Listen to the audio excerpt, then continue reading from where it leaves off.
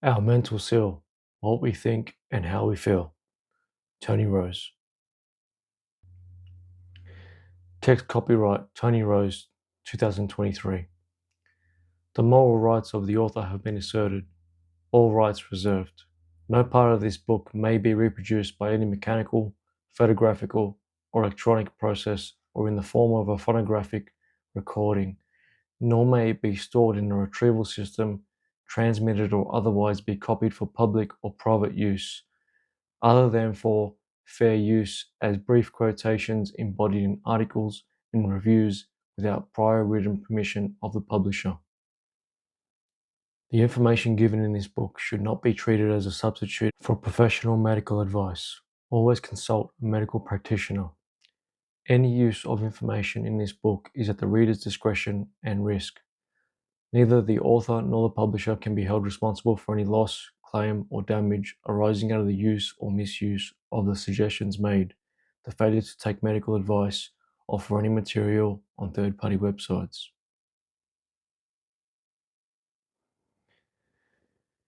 Thank you to my beautiful mother Louisa. I use words to create pictures, but it's been challenging for me to detail my gratitude for you, and I don't have enough time to try and do so. You are the womb man of my life, the fertile soil that allowed me to be planted into heaven on earth. Physically, you have provided me more than you will ever know or remember, and it is because of you that I was afforded the time to work on myself, so that I could be in the space to share these experiences. There were times that I wanted and expected a different kind of love from you, but I would always remind myself that you were doing your best to express your love for me in the only way you knew how, and by doing so, you had been playing your role perfectly. Leaving blanks in the story of our relationship encouraged me to learn how to fill in those blanks for myself, and for that, I thank you. I will always cherish the time that we've had and still have left together because you're my favorite mother. You have and deserve my eternal gratitude because without you, I would not be here now. I thank you and I love you. For the curious, if you follow the breadcrumbs, they will lead you back home. Preface. The collection of the fertile mind seeds are only an expression of myself. We are the ultimate creator, which only means everyone that creates is the ultimate artist. As we know, art is never finished, it is only released. So at the point of releasing this work, I felt that there was no way that I could have made this any better. We tend to look back at our artwork from the past with a fresh perspective and see new ways to approach that piece of art. We see how to make it quote unquote better or quote unquote different. This would imply that we have assumed the role of the judge and are judging our previous level of perception. With our own evolution through life, experience, and sharpened skills, we would have acquired more time, knowledge, and wisdom practicing our medium. So I can only suggest that we look back at our previous work as only younger evolutions of ourselves, not a less skilled, less talented, or less experienced artist than we currently are. This work is an attempt to have a conversation between family. I extend your invitation to remind you that you are an integral part of this cosmic family. In Genesis, these stories and examples could be portrayed as heavy and negative. They may seem, sound, and feel uncomfortable. In Revelation, we will find that bringing these memories to light and developing them from our negative film role will have illuminated and liberated the collective consciousness. This occurs because we shape and mold our experience into beautiful pieces of art, which we can then exhibit to transform the lives of those that come into contact with it. This will curate a unique museum with the works of our life on display, which will reflect a beacon of light that others can use to help them navigate the waters of this world. Although the Fertile Mind series will mention God, the Bible, and share interpretations of Scripture, I do not want, need, or expect anyone to be a religious or spiritual person to relate, resonate, and or receive wisdom from this conversation. I would encourage you not to take my word as gospel, new thought, or the truth, but only be open-minded to it, taking what resonates with you and discarding the rest. Within the Fertile Mind series, we will explore how we are the cause and effect of our own reality. We expose our mental diets, mental health, and a mental virus. We transmute old and inappropriate beliefs. We unpack how dangerous it is to give our children and their fertile minds away for others to cultivate. We share examples of how infectious life and death is and explore how these seeds have either produced life or death in our garden of mind. I can only speak of what I know, and I only share the interpretation of my own experience, which means I may use stories of people that were or are in and around my life to portray a message that may resonate with you. So the characters in these stories, including myself, are only used as examples and are not to be judged or condemned. If at any point this book seems repetitive, it's because mentally we are performing the creative act. This may require multiple penetrations. If we pay attention to the words in this book with the intention of already having received wisdom from them, there will be a return on our investment. First, we must prepare and condition the soil to make room for new life. In its completion, a seed of love and life will be planted within our fertile mind. Our false identities will not like this because the truth will tear away a lot of the myths, stories, and beliefs that have formed it. We have been unconsciously tending seeds in our garden that we have grown attached to, forgotten who planted them, when they were planted, and or what fruit they may bear. Being the conscious gardener of our own mind doesn't have to be hard or painful, but in cultivating new soil and preparing for new life, it may feel like work that is uncomfortable and unfamiliar. So if we have the courage to close our eyes to the old world and open our hearts to the new world, planting only seeds of love and life, I promise you that the results are worth it. If you choose to continue listening, please know that these words are not intended to hurt, upset, or offend you. They are only intended to love, heal, and remind you of what you intuitively already know. Thank you for your time and attention. Yours in reflection, Tony Rose. An intuitive reminding. I will start this conversation by reminding you that there is no bad news in the good news. It is now time to release all stories of the world being a hostile place of evil, punishment, and torture. If I and my Father are one, and I am, then He is not up there, out there, somewhere, or elsewhere. God is unconditional love. That is your North Star, compass, and guidance system, which means anything you think, feel, or do outside of unconditional love would be denying yourself. God gives birth to God, so you, the seed of God, in your own illusion of separation, are at a fork in the road of each moment. You have the privilege to either turn away and deny or turn toward and accept unconditional love. You are God, here to experience yourself, and your only job is to let love rule. If you receive this message, know it in your heart and accept it as true. There is no need for us to continue this conversation. Chapter 5. Our mental seal, what we think and how we feel. You are encouraged, coerced, and or shamed into believing that you live, quote unquote, on a material world, all to confirm a reality that some want to affirm. At this stage of your journey, you may know and remember that you live in a material world. That material world is shaped by what you think and how you feel. Your taught knowledge tells you that the barrier between Earth and space is a firmament. Yet we ignore the fact that a firmament encapsulates all that is within it, which means on a shallow and material level, you are within the firmament. This is not conspiracy, not theory or speculation. It is simply transparency. Your whole vast world is only symbolism of the truth.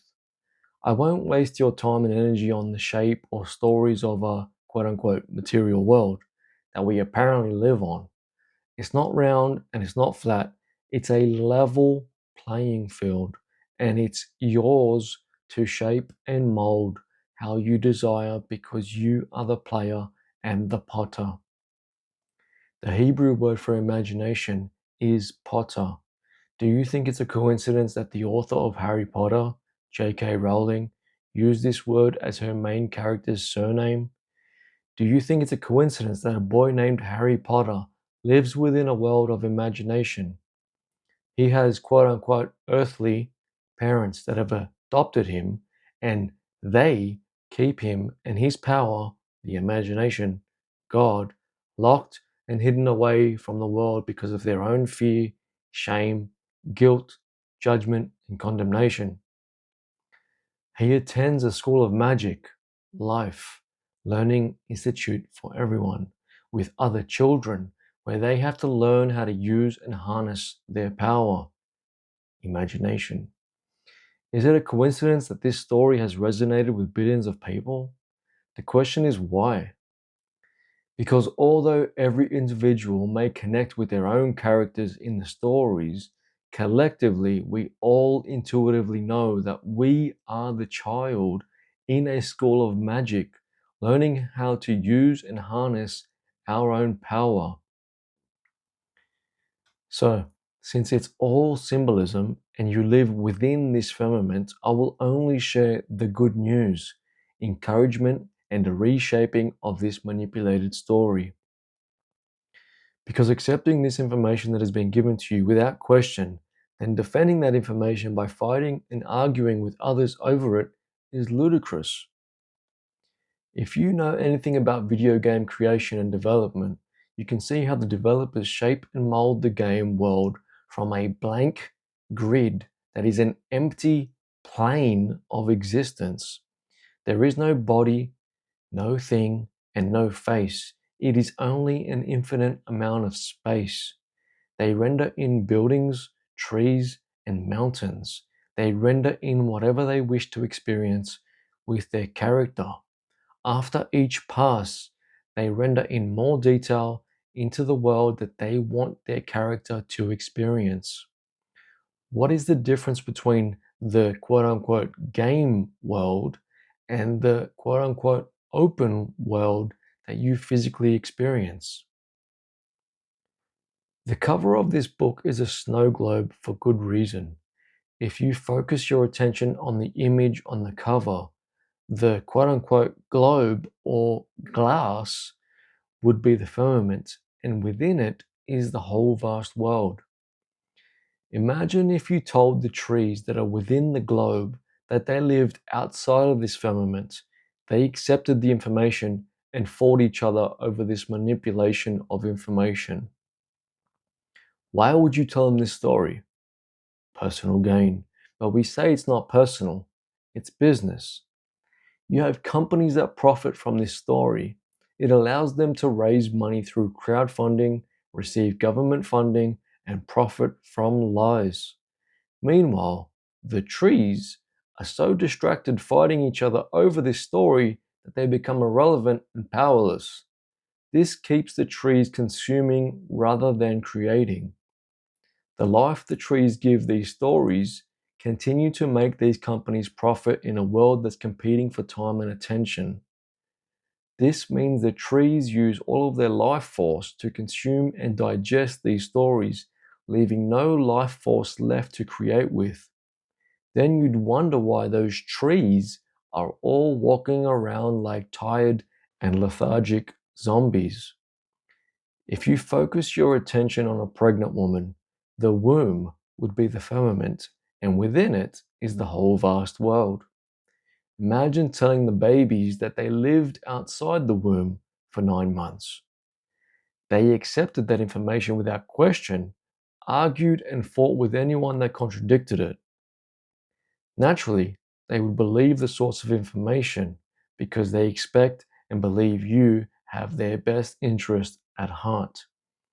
If you focus your attention on the human body, the flesh garment would be the firmament, and within it is the whole vast world. Imagine telling people that every organ in their being is outside of their body. They accepted that information without question, argued, and fought with anyone that contradicted it. If you focus your attention on a fish tank at a small scale, or an aquarium at a larger scale, much like the snow globe, the tank would be the firmament, and within it is the whole vast world. Imagine telling all the fish that their homes, and the water they swim in are all on the outside of the tank. They accepted that information without question, argued, and fought with anyone that contradicted it. If you focus your attention on an egg, the shell would be the firmament, and within it is the whole vast world. Imagine telling the yolk, baby chicken, or bird that it's been outside this egg the whole time.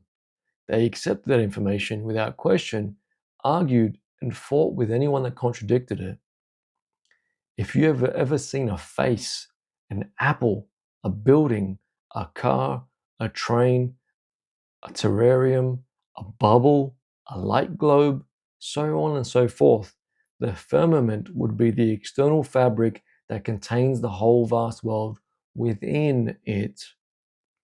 Imagine speaking to an apple and telling the seeds within it that they live on this apple.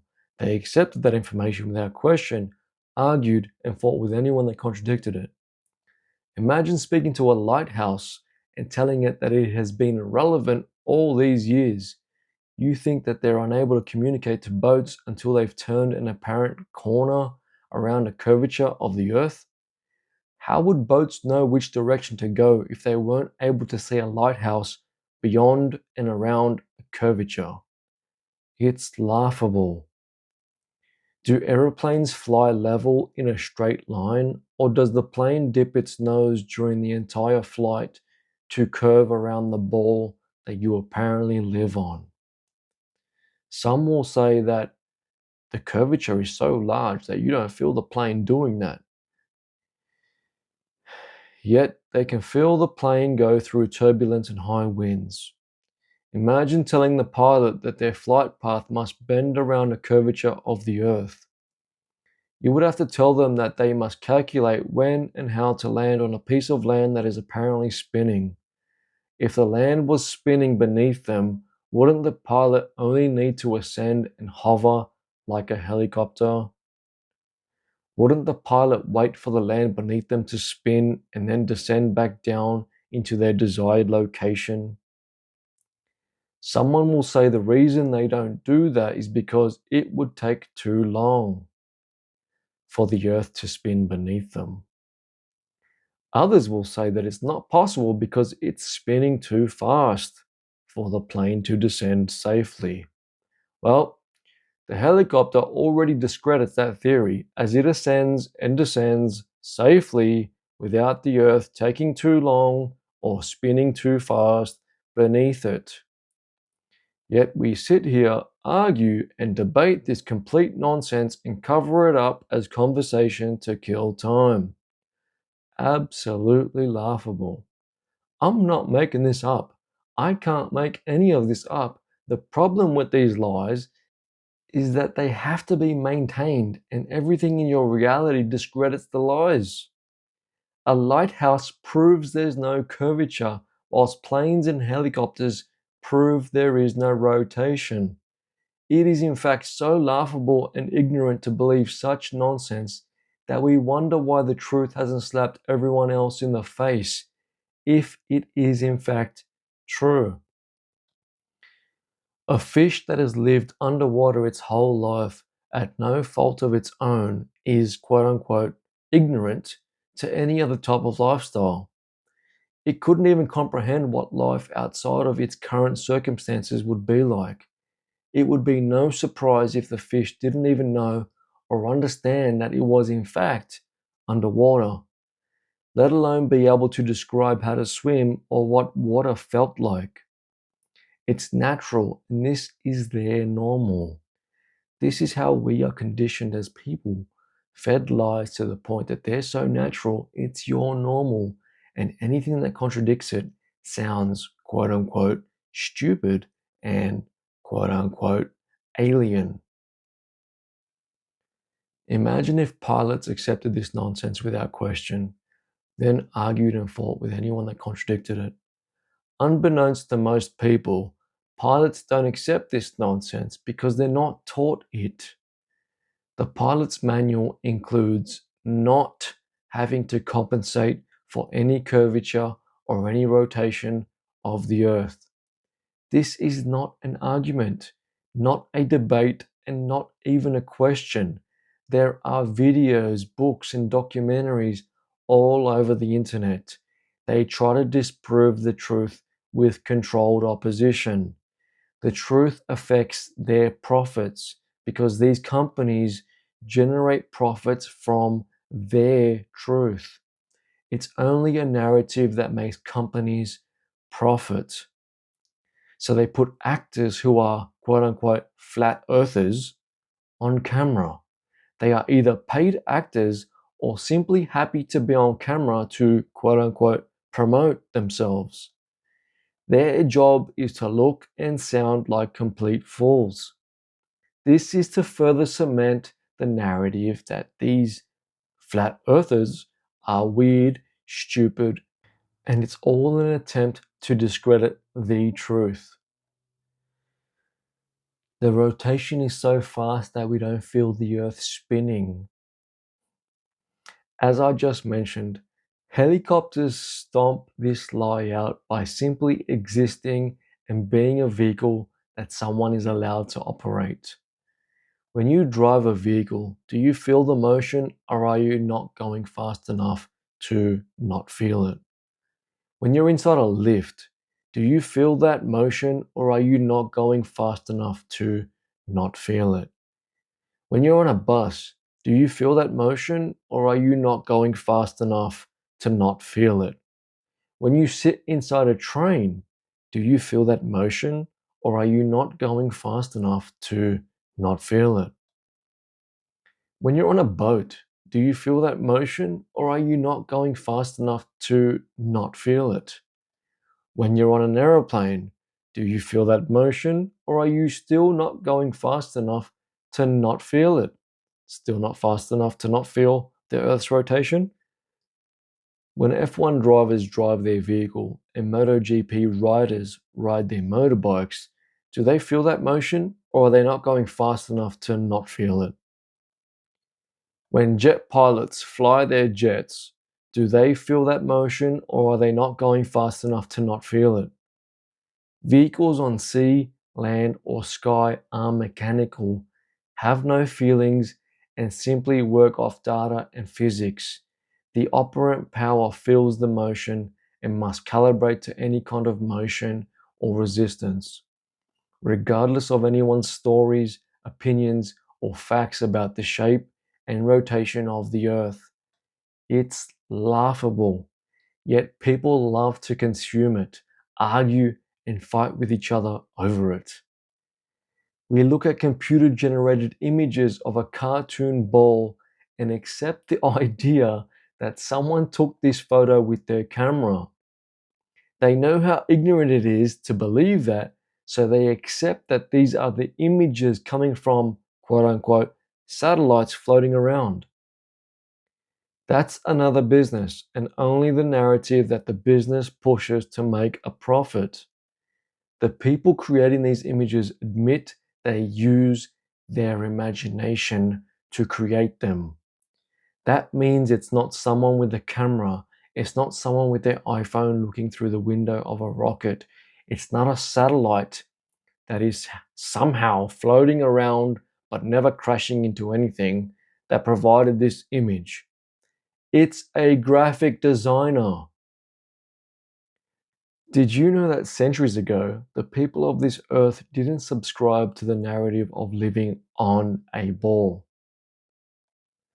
When people started to create and start pushing the ball narrative, they were looked at the same way, quote unquote, flat earthers are looked at now.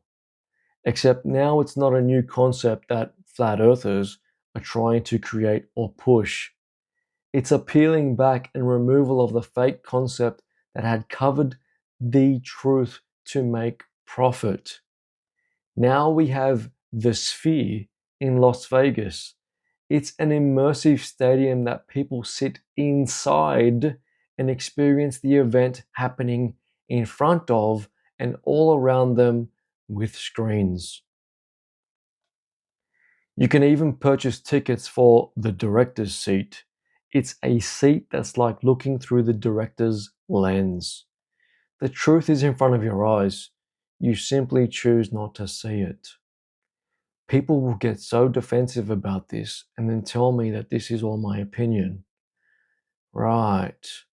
One story generates billions of dollars each day, and the other story is the truth that gets mocked, ridiculed, judged, and condemned. It's designed that way, and that's okay. You are not a victim to the world of Caesar, it's just business. You already have the ticket and are the director of your world. The quote unquote sphere, your mental seal, is shaped and molded by what you think and how you feel. In the first chapter, I unpacked the correlation and symbolism between man, the apple, and a Taurus field. Your earth is like the apple, and its very core is the seed of life. The seed of life is you. The seed isn't living its existence outside the apple. To be honest, I haven't brought this topic up in conversation for years, and once I finally release this chapter, I will have also released any desire or interest in telling, showing, or communicating about this topic again. I notice that most people aren't interested in challenging or changing what they're told, especially when it comes to the land they live on, and that's perfectly alright. I no longer have the time or energy to change anything about another. My only job is to change myself. One of the reasons I no longer entertain these conversations, arguments, or debates is because I notice this has the potential to make an audience completely tune out everything else I have to share because I contradict what they've been told. For example, my uncle has worked in IT since I can remember, and he loves to argue and debate about anything and everything. He actually craves it because he's addicted to the chemicals it produces in his body. So he will seek it out through any opportunity or resorts to having to create it. Even if he's pot committed and realizes that he's wrong halfway through, he justifies his actions by saying that he will pursue the cause only to convince the other party that they're wrong. There was a time when my uncle had become defensive when I challenged this narrative. He had kicked and screamed for his limiting beliefs about the shape of the earth. His argument was being able to see a mountain from one location, then no longer being able to see it from another location because it had dropped beneath a curve. This was clearly matter using matter, trying to unravel a matter of lies. The windows that you see through, your eyes, have a material limit to them. Hence, you cannot see past a certain distance. When you use a telescope, you have increased the range and limit of your eyes up to a certain point. With a telescope, what was once invisible to the eye is now visible. Was that magic, or does the telescope wrap around a curvature of the Earth? If, for example, your eyes see 10 times and you now use a telescope that sees 30 times, are you not seeing 20 times more than what you could through your material eyes? It's the same concept as the lighthouse. Does the captain's eyes or ship's telescope wrap around a curvature of the Earth to see ashore? My uncle's next argument were the satellites in the sky that, quote unquote, provide us images of the planets and, quote unquote, allow us to watch TV. His defense was that he had to position the satellite on my grandfather's roof in the direction of the satellites in the sky. Satellites that he couldn't see and had no idea where they were, but apparently made very educated guesses until the signal on the TV showed up. This story is hilarious. He had only accepted this narrative because of the information that he's acquired. He's mentioned that there are cell towers on the land and underwater cables that provide data to connect country to country. We call these underwater cables the internet. Which means if he hadn't defended the old narrative or was open to the possibility, he would be acknowledging that his whole career and everything he knew up until this moment had been a lie. He was sold a lie and he bought it at retail price. This is why I no longer bring this topic up in person. It's a bit hard to make friends when you both look at each other and wonder how dumb and ignorant the other can be because they don't see what you see. The difference is one of us is defending taught information that we were given, and the other is sharing learned experience. One is sharing, quote unquote, the facts of life, whilst the other is sharing their experienced facts of life, mixed with how nature and our reality physically work. Some will say that he's sharing facts whilst I'm sharing my opinions. It is a strange conversation because the people that simply accept information that they've been taught tend to be fact and reality based, and there's no more true fact and reality than your own experience within this physical manifestation. The crazy part is more prominent and powerful people in your world know this truth than you realize and or like to believe. It's quite hard to explain to someone that the news isn't predicting the weather. They're telling you what's supposed to be forthcoming. How do I know? Because I've invested enough time outdoors and actually looking at the sky, seeing plane after plane leave trails of chemicals for hours and hours, always in the direction with the sun's rotation. Like the pilots are children that had just been introduced to chalk and a blackboard. It's always a perfectly sunny and clear sky day. I noticed this occurring and checked my phone for this week's weather. What a shock! Cloudy, cloudy, rain, rain, cloudy, rain, rain. Coincidence, right? Oh, it must be the condensation from the ocean. Of course it is. No, it must be my opinion. Do we even have natural seasons? Are you ignorant for seeing how transparent this nonsense is? Are you ignorant for not seeing how transparent this nonsense is? Are you ignorant for complaining about it and saying the government's trying to kill you? Are you ignorant for saying that you have to breathe that junk in? Are you ignorant for having to let go of this nonsense of doom and gloom? Are you ignorant for accepting what is and using this to your advantage? What do I mean? These days, when I see this occur, I know the clouds will cover the sun and or we have to prepare for rain. So I use it to my advantage, meaning I put whatever wants and needs water outside and bring whatever doesn't want or need water inside. For example, the plants stay outside, the clothes stay inside.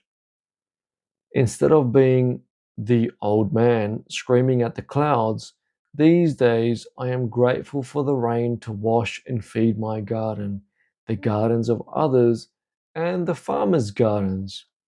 I feel whether people do or don't accept this knowledge, it is unnecessary to put someone through an existential crisis. That emotional turmoil and trauma is unnecessary. In the fourth chapter, Death Before Dishonor, we spoke about how turning a light on for someone could only cause them pain and suffering. So no longer bringing this up in conversation spares people of heartbreak, while sparing me time and energy that I can better invest elsewhere in loving and giving life to them. In regard to my uncle repositioning the satellite on his father's roof, this was to receive a signal that was being bounced in that direction from a cell tower that's on land. It is the same as not receiving reception on your phone in certain areas. It's not because your phone isn't pointed in the right direction to a satellite in the sky. It's because you're out of range from a cell tower. It is the same as tuning your radio into the frequency of a station that you want to listen to. Then you move the antenna or the entire radio until it picks up that frequency. The frequencies are not coming from satellites that are floating around in space. They're not stuck to the blackboard of space with blue tack. Before we move on from these examples, we can look at all the evidence that the moon landing was staged. Let's only look at the post-landing press conference, where these four guys don't look or feel comfortable with what transpired, let alone satisfied with achieving such a great feat. Let's look at all the other people in movies and TV that have also, quote unquote, been to the moon and in space. Are they recorded in the history books as people who have also been to the moon and in space? Or are they disregarded as actors on set? Are they disqualified from these discussions because people know they're actors? Are they not praised because people know their experience was staged in a studio?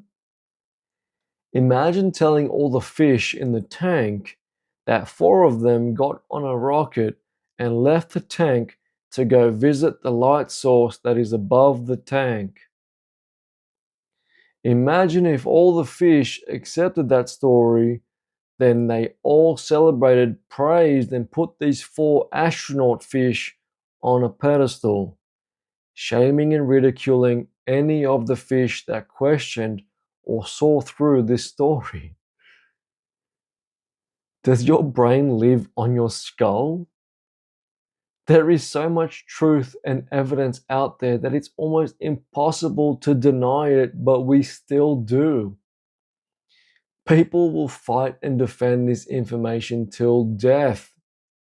They will show us videos of this or that, show us photos of this or that, and show us all the companies that profit from this story and tell you why these companies have no reason to lie to you.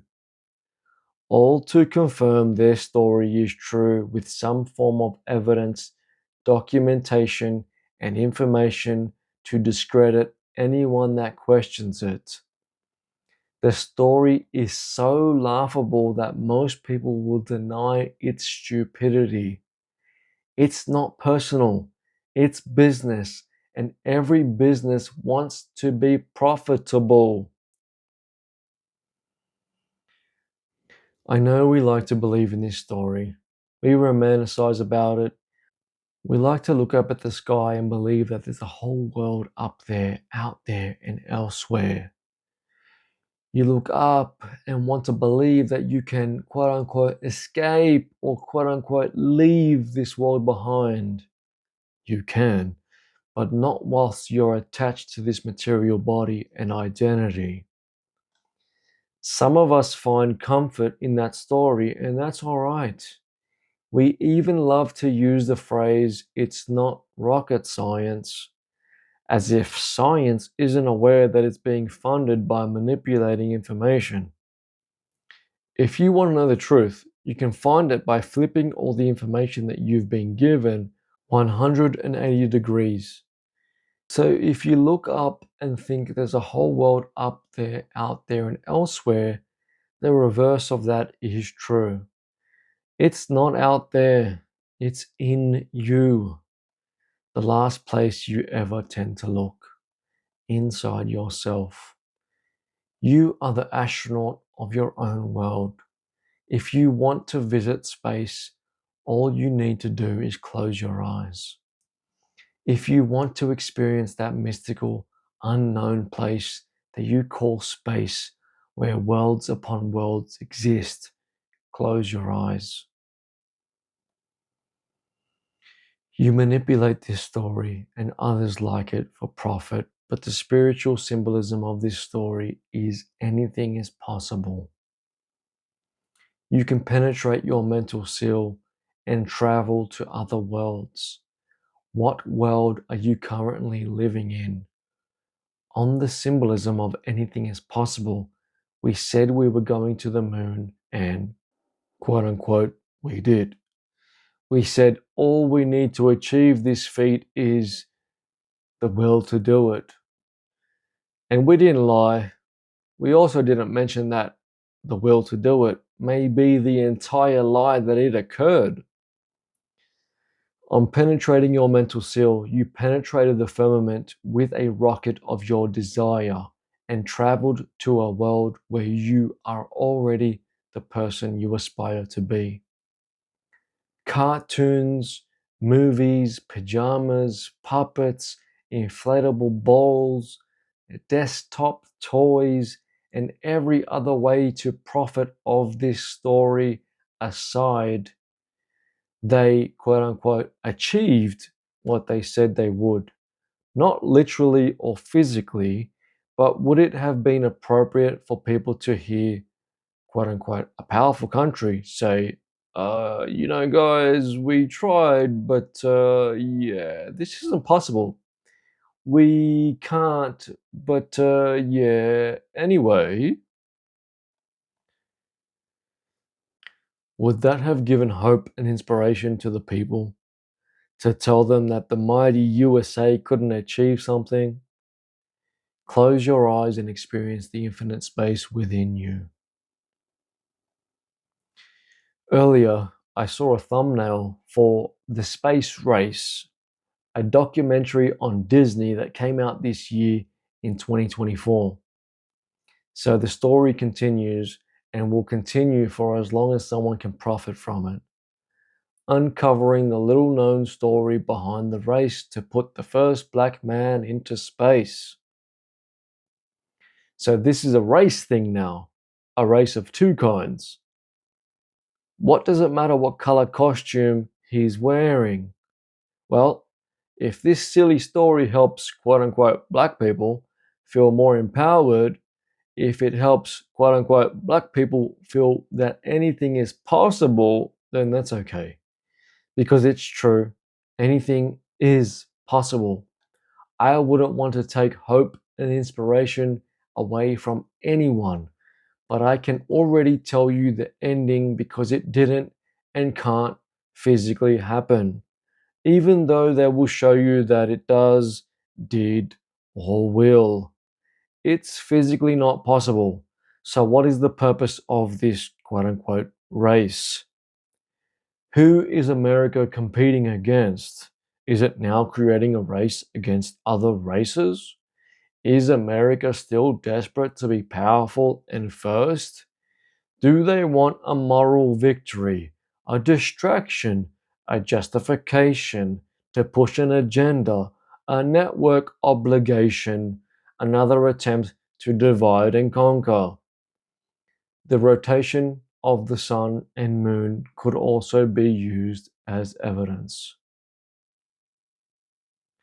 Yet the agenda behind the story, which is always profit, and sharing more examples is irrelevant.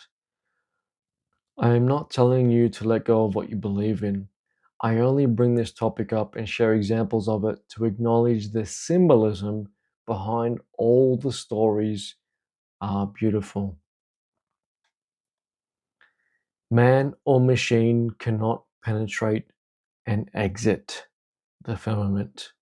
It is not physically possible, but it is all symbolism.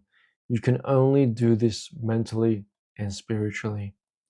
The closest example would be when you, quote unquote, die and discard your flesh garment.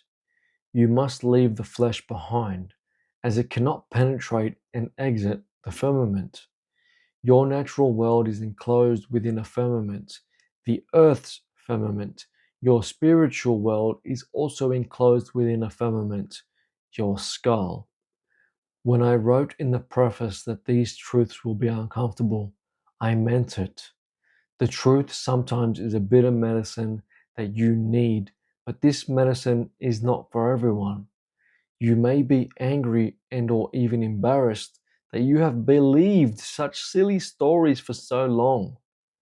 That's understandable, and I was too. If this is upsetting or uncomfortable, I apologize. I'm sorry that you've been lied to for all these years, and there's nothing wrong with you for accepting information that you were given. There is wonderful news underlying all of this. When you see the beauty in the madness, you realize that the imagination is all. The imagination is creating these stories. The imagination is creating these photos. The imagination is creating the narrative around these photos. The imagination is creating the businesses to profit off this narrative. The imagination is allowing people to accept and believe in the narrative. When this information was first brought to my attention by a good friend of mine, I didn't resist, nor did I accept the information. I didn't defend or fight for what I had known, and I didn't kick and scream for my limitations. I expressed that I wouldn't be surprised because we're simply fed information and data, expected to accept it as the truth and ridicule anyone that questions or challenges it. It's possible the people that argue and defend what they know are stronger or wiser than me. I defend what I have experienced, but I didn't when it came to this specific information, also knowing that I had never experienced living on a ball. So I had nothing to argue or defend. There are a lot of great qualities about people that don't accept whatever they're told. They stand up for themselves. They fight for what they believe in. They are stubborn and refuse to waver. These qualities could sound very toxic and unhealthy to those that want to manipulate you, but being stubborn and refusing to waver is a great trait. It is the spiritual allegory of how Noah builds a new world. If Noah is stubborn and unwavering, then the ark is unable to be overcome with the facts of life. We explored this in the third chapter, Noah's Ark, Building a New World. You're allowed to be angry and frustrated. You're allowed to feel deceived and manipulated by what you've been told for all these years. But one thing I will never do is plant seeds of fear, doom, and gloom into your fertile mind. Even if I tear away all of your old stories and beliefs, I will replace them with the beautiful symbolism of how wonderful and perfect your life is. You're replacing all the mental furniture. The moving process is always uncomfortable and inconvenient, but I would not leave you without lovely new furniture, the excitement for new furniture, or all the tools you need to build tailor-made furniture for your dwelling place. Let's break this down in Hebrew and see how it ties into my interpretation. Firmament. Hey, Dalet Kof Ayin. Hey, look beyond, breathe, revelation, and all light. Dalet. Tent, ear, door. Kof, change of time, cycle, cycles of nature, circles, movement, circulation, evolution, and growth. Ayin, I in, the I within, I see and obey. I see and obey.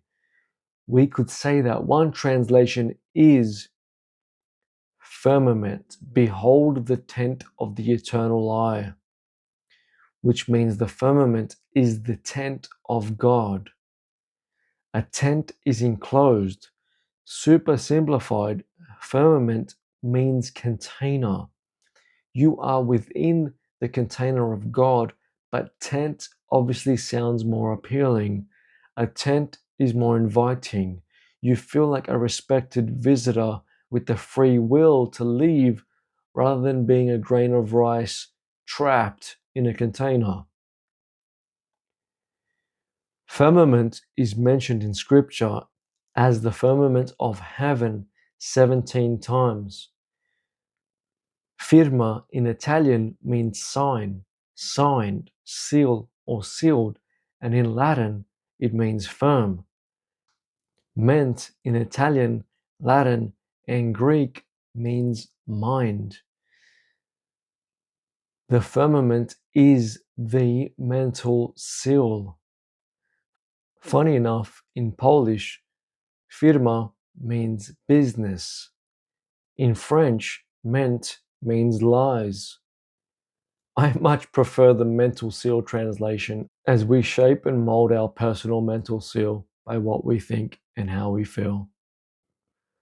I will not demonize business, hence why the business lies or lies of business translation doesn't fit my agenda. What's my agenda? Unconditional love and play, because it's the only way. Business is a wonderful thing. Business is exchanging value.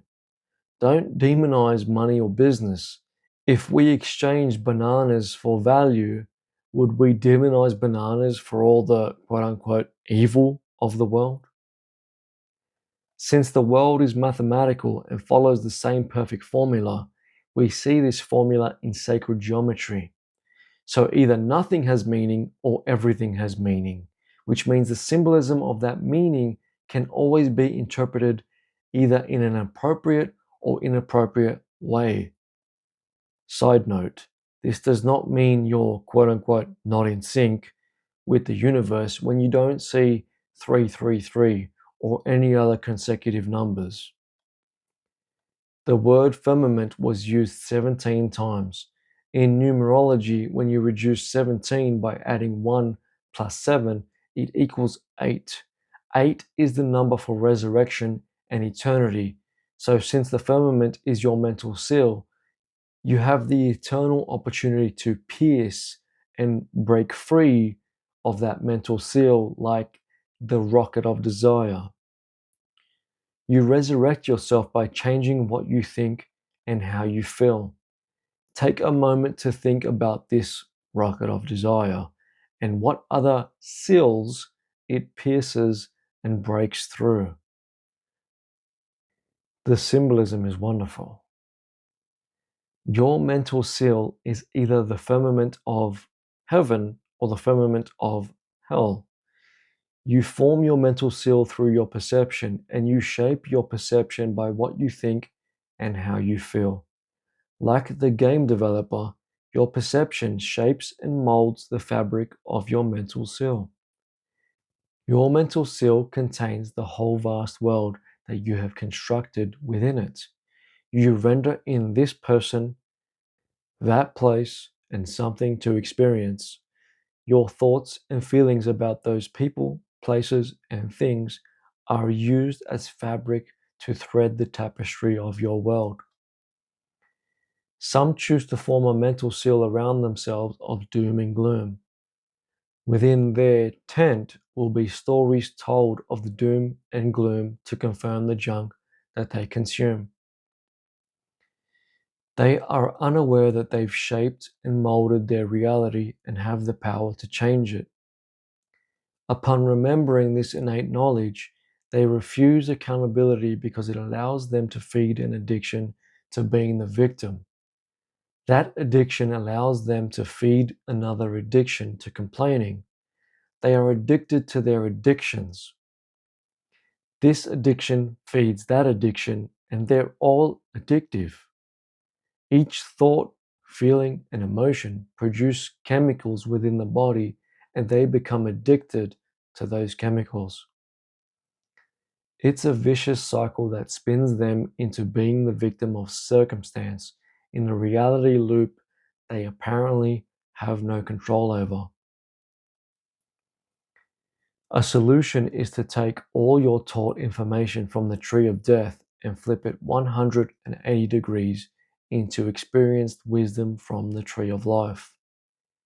You cannot judge those who form a poor mental seal from a poor mental diet. You must discern whether it is appropriate or inappropriate to share this truth with them. They're not here to listen to you talk, tell, or remind them that they are God. They are here to experience it for themselves. If that experience includes you being the one to tell, share, and remind them, then so be it. And if not, then so be it.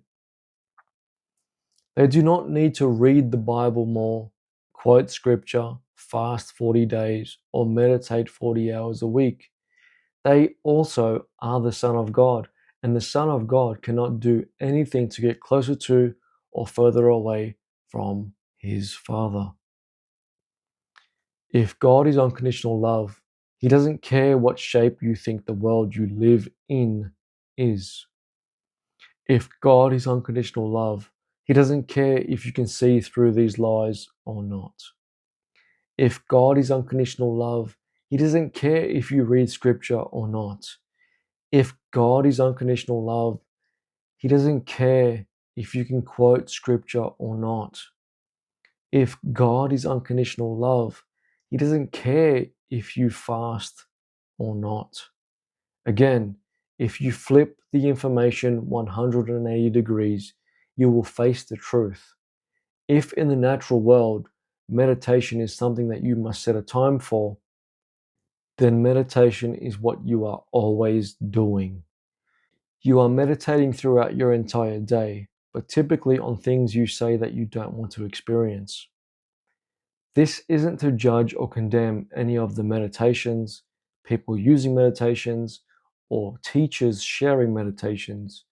I also use them as a tool, and there's a whole world out there healing from quote unquote uncurable illnesses. Uncurable according to the medical industry and or someone that has been given the authority to judge through a piece of paper. People have cured themselves through meditation.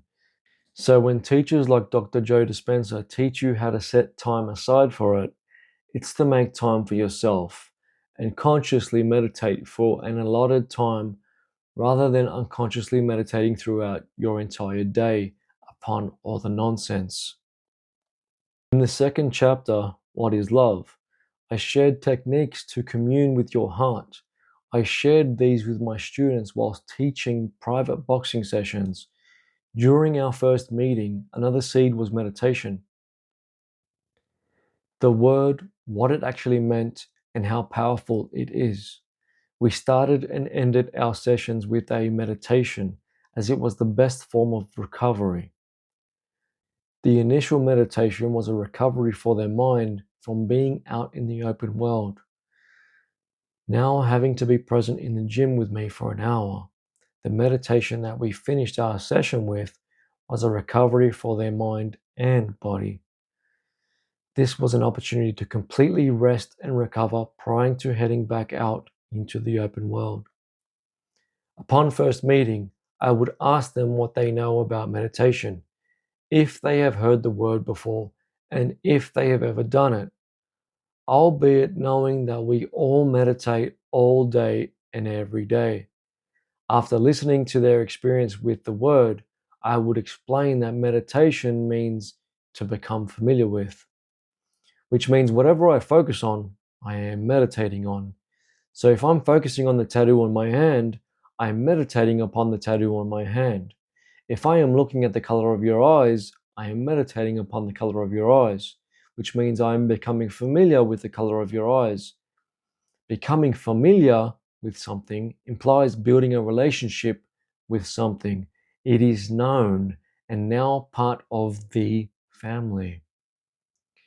The same applies for that which we focus upon within our skull. If I'm focusing upon someone cutting me off in traffic before I got to the gym, I'm meditating on that experience. If I'm focusing on an argument that I had with someone 6 months ago, I'm meditating upon an argument that I had with someone 6 months ago. If I'm focusing on what I have to do after this session, I'm meditating upon that which I have to do after this session. So you are always meditating and must learn to be conscious of what you are meditating upon. Your focus is your attention, and what you give your attention, you give your life to. So that which you meditate upon, you give life to. Currently, I'm meditating upon writing this book. My intention is to make it as informative, easy to read, and digestible as possible. So it's time to let go of these stories that hold meditation hostage as some sort of holy practice that only a select few people can do.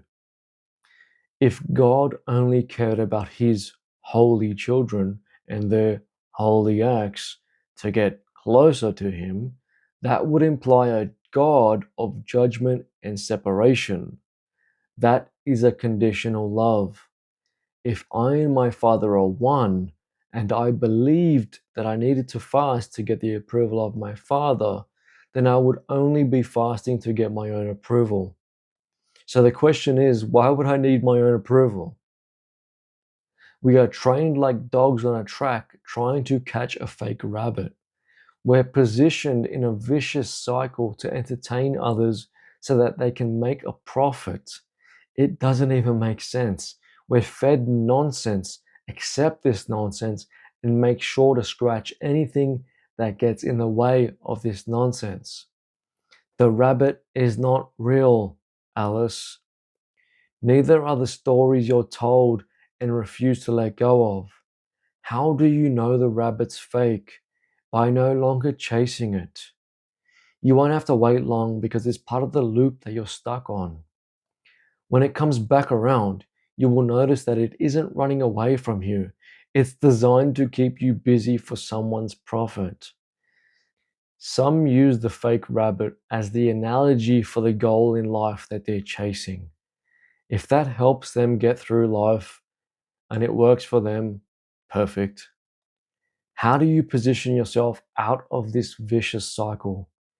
By remembering your deep intuitive knowledge, by being aware that your beliefs shape and mold your world, by being aware that what you think and how you feel shapes your mental seal, by remembering that you are in control of what you think, feel, and how you act, by being aware that your mental seal is a direct result of your mental diet. If God is unconditional love and one of his children fasts and the other eats ice cream, they are both equally his children, which means they are both equally loved unconditionally. They are both blessed with the kingdom within them.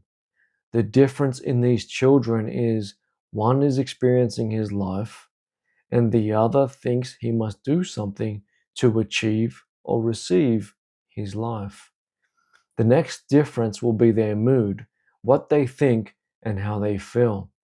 One would be hungry, grumpy, and guilty. In his mind, he's apparently doing a good deed to get closer to his father. The other would be happy and satisfied, enjoying his ice cream. The latter child may even be oblivious to the story of having to or being able to get closer to or further away from his father. Therefore, to the latter child, a story isn't dictating what he thinks and how he feels about ice cream.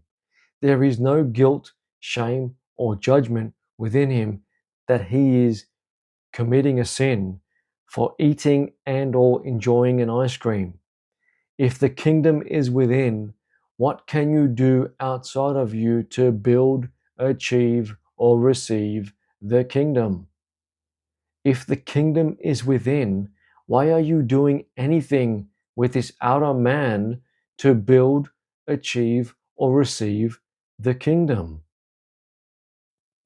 That again implies separation and is a taught lie that comes from the false prophets in the world. In the modern day, I like to call these people diet woke, like Diet Coke, the drink. It checks all the boxes as it pretends to be the same thing until we consume it and realize that it's not. It's a false, watered down version of the real thing. It is targeting a certain demographic that are healthy, self-conscious, and need to avoid consuming sugar and calories. They need to avoid the chemicals, diabetes, and all the other scary things the real drink would apparently contain. There is nothing outside of man that can defile man. What comes in must go out. I cannot get closer to or further away from who I am. If it wasn't for the internet and an app on my phone, I wouldn't be able to quote, remember, or find passages from scripture to include them in the Fertile Mind series. Having these quotes memorized and ready to use in conversation to prove my point, validate myself, or receive some form of applause doesn't appeal to me, but to another it might, and that's okay. Both internet and Bible are tools, they are not the source. We explore false prophets in the 4th chapter, Death Before Dishonor, laying the false prophets to rest. Some of the false prophets among us act as if they are holy or spiritual people. They try to plant nothing but seeds of fear and doubt into your fertile mind. Using this exact method of memorizing and quoting scripture, they robotically quote scripture to provide a sense of wisdom from a pedestal to program others with their twisted perspective and regurgitate their mental food poisoning. They eat from the tree of knowledge of good and evil, praising one thing and condemning another, judging and condemning everyone and everything. They eat from the tree of death rather than the tree of life. The diet woke walk around quoting scripture word for word, yet still turn away and deny that they are Him. The truth is, they're only pretending to be separate and unworthy of being Him. That denial causes them and all those in their mental seal pain and suffering. They need to quote scripture word for word, to use the literal words as the confirmation they seek to plant seeds of death, doom, and gloom. You seek what you are, and you are what you seek. If you scour the Bible seeking death, doom, and gloom, that's what you'll find. Why? Because that's where you are, but it's not who you are. If you scour the Bible seeking love, light, and union, that's what you'll find. Why? Because that's where you are, and it's also who you are. In normal conversation, I cannot quote scripture, nor do I try to, and nor do I care to. Reading and or quoting scripture cannot get me closer to or further away from God. That implies separation, and separation is a lie because I am. Not I will be if I quote scripture. Fasting cannot get me closer to or further away from God. That implies separation, and separation is a lie because I am. Not I will be when I fast. Wherever I am, He is. Not I could be after attending church. I am. Not I might be if I was a different gender, race, or religion. I am. Not I was supposed to be, but my evil Gemini twin said the Saturn apartment is in the 8th ring on my vision board, so the pictures of a Saturn villa were taken on the 13th of July, proving that it's not a Saturn house. Freddie Mercury was in retrograde, drinking Gatorade with his boyfriend, making lemonade, They showed me a picture of a red candle and a baseball card of Mickey Mantle. Jiminy Cricket's life path number is a 4, which means he will be sure and strong like a door, but gentle enough to open and allow me to sit on the bathroom floor. Huh? Does your vision board order pizza? If it doesn't, are you doing something wrong? Are you not a good manifesto? Do you need to pay someone to learn transcendental meditation? Should you ask the card reader why the vision board hasn't ordered your pizza? Should you look up your horoscope and astrology to see if they line up with Mercury in retrograde? Should you stick more pictures of a pizza on your vision board? Would it help if you stuck a picture of a pizza delivery guy on there, since he would be the one delivering it? What about if you tried sticking mozzarella cheese onto it? What if you smeared blended tomato sauce all over it? Would that help the pizza to manifest? Would it help your senses to visualize pizza? What about if you bought the flour, the water, the sugar, the salt, and the yeast? Left the ingredients on the kitchen benchtop, waiting for an Italian Santa to slide down your chimney to prepare the pizza for you. Would that help? What about if you mixed all the ingredients and then let it rest for a few hours? What about if you turned your oven on to get it nice and hot whilst you let the dough rest? Has the vision board manifested pizza yet? Now that you've waited a few hours, you can flatten this dough. Shape it into a circle with your hands. Spread tomato sauce on the bottom, start from the center, and spiral your way out to the crust. Leave minimal sauce in the center, otherwise the pizza will be heavy and sag. Sprinkle some mozzarella cheese on the bottom, but not too much because we don't want it to be heavy and soggy. Add your preferred toppings. Sprinkle a little bit of cheese on top again, some herbs, spices, and all things nices. Then slide it into the oven. Can you smell that? It smells delicious. Did you make the pizza? You manifested pizza. But wait, you made it yourself. Were you trying to manifest pizza or an ordered pizza? Isn't the latter conditional? Let's check the tarot cards to see when the ordered pizza will arrive. No. The card said you were going on vacation in June because you wanted to enjoy summer this winter. The card said that you shouldn't be surprised if you experience romance whilst on vacation. How do the tarot cards know what you're thinking?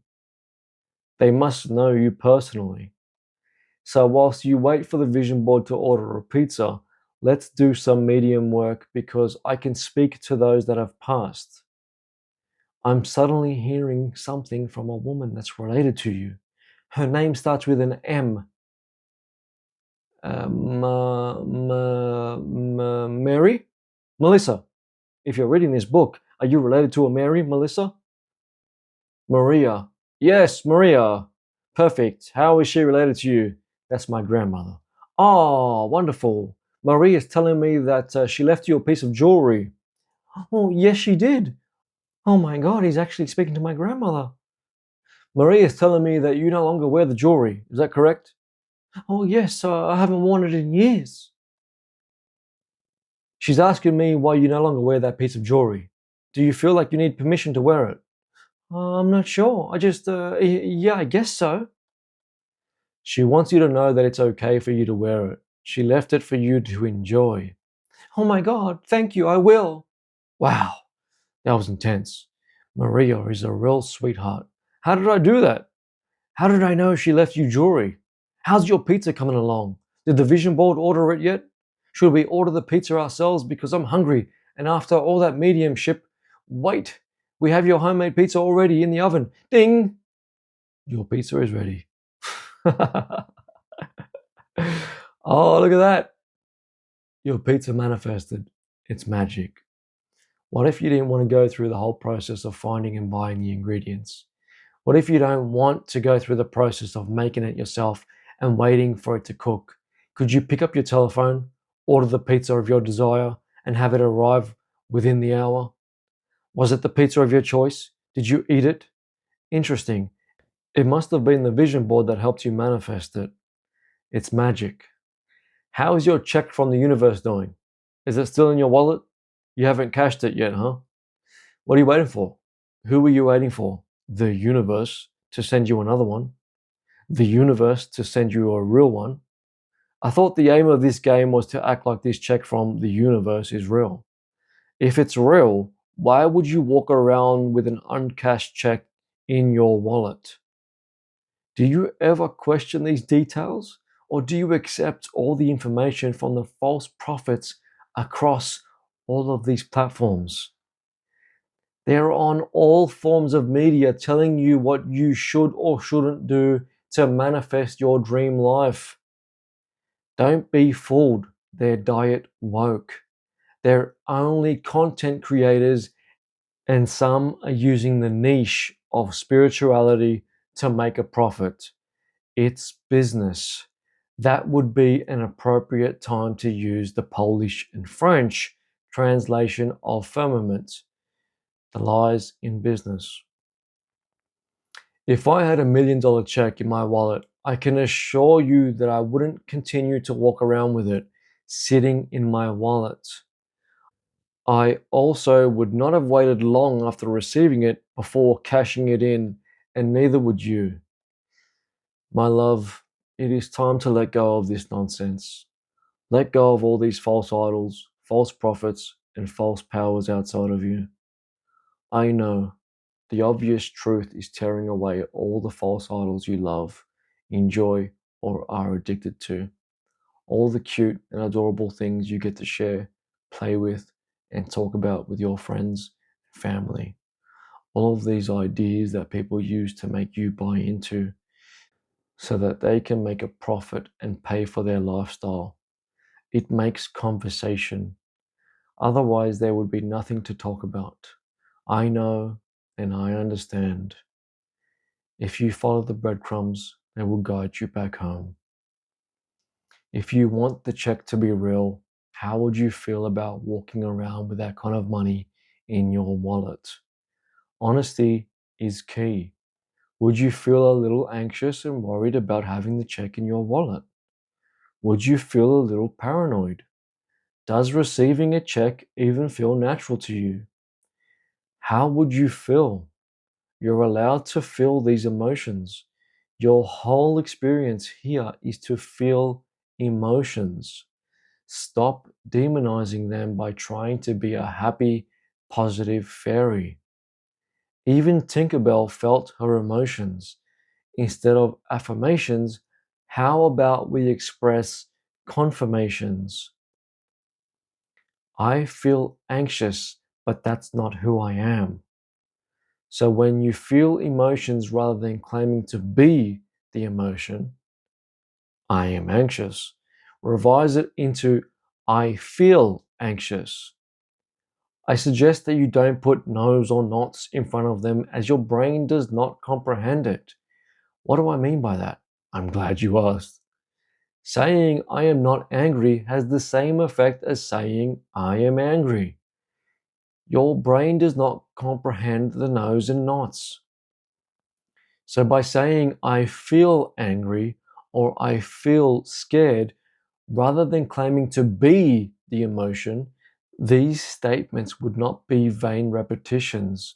They are the truth if that's how we feel in the moment. Saying I am angry would be the lie. I am angry is essentially saying God angry. That's not true. God isn't angry. God is. What do you mean you're angry? Did you legally change your name? Angry is not who you are. It's where you are and how you feel. So invest your attention in the power you give your tongue, because assumptions, though false, will harden into fact. If you had a real check in your wallet, how would you feel about leaving it around?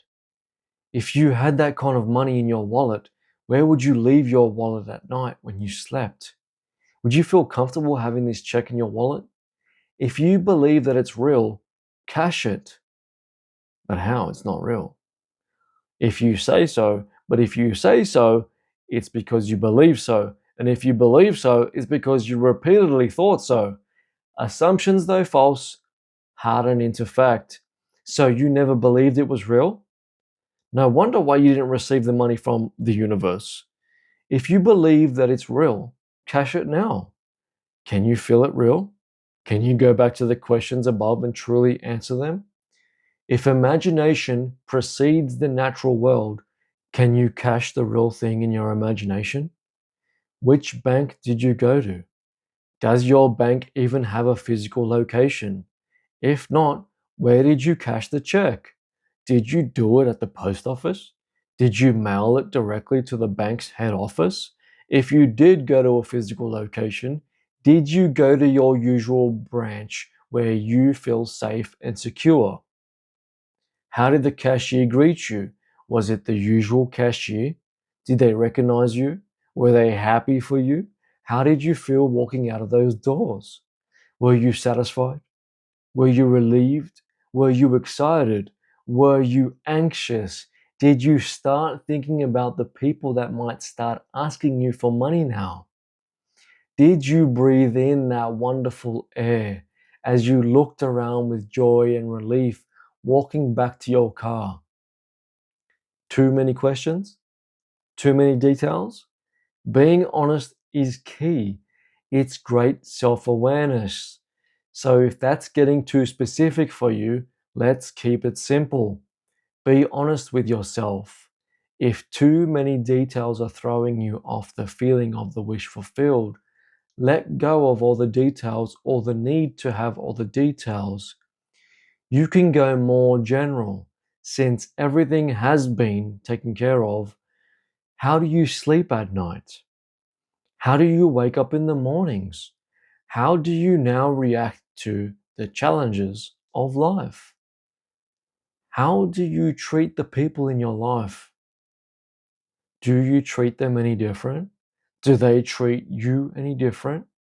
If everything has been taken care of and you believe that experience to be true, that means God did it and it's done. Now rest in peace. If you played another game of feeling it real, how do you feel knowing that you provide value to your clients?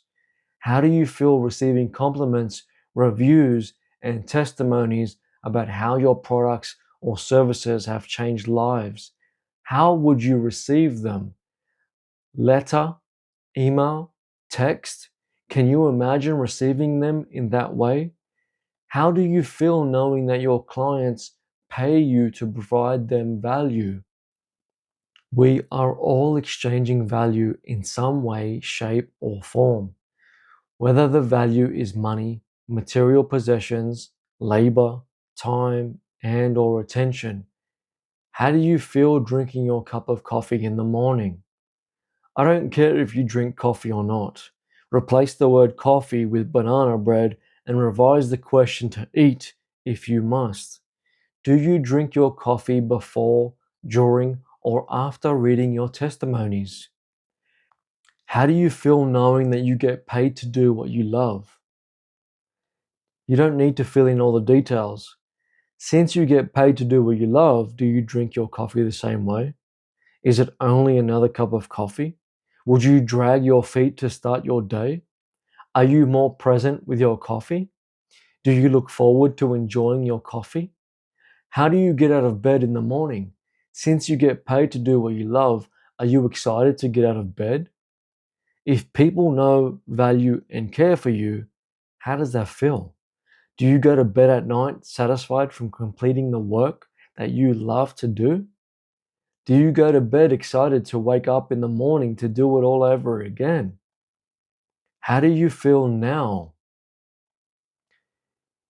If you do not notice signs of change, then hold the faith, as you must experience this life in your mind's eye prior to experiencing this life before your physical eye. If you have already experienced it and it's done, this means tonight you will go to bed satisfied with the completion of today's work. Tomorrow morning, you would wake, excited to start your day and reap the rewards of your harvest. Invest your time and attention. Notice how you feel tomorrow morning, because it is easy to be swept away with all the floods of the earth. As we explored in the 3rd chapter, Noah's Ark, Building a New World, the floods are the facts of life. They will try to hold you hostage as the old man in the old world by showing you that this new reality isn't real. Try telling a child that's playing a dragon that they aren't a dragon. Try telling a child that's playing a princess that they're not a princess. Let's see if they accept that seed from you, and then let's see if you become their favorite parent, uncle, or auntie. Children are the closest thing to source. They do not have 40 years of information, opinions, and beliefs stored in their memory, which means they are the purest form of God.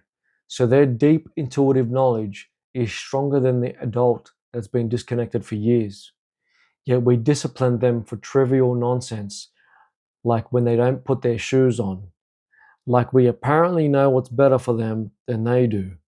Yes, it's a play, and yes, it is play, but the role we're playing in this play is real. It doesn't matter what the matter shows you, yet the paradox is matter matters.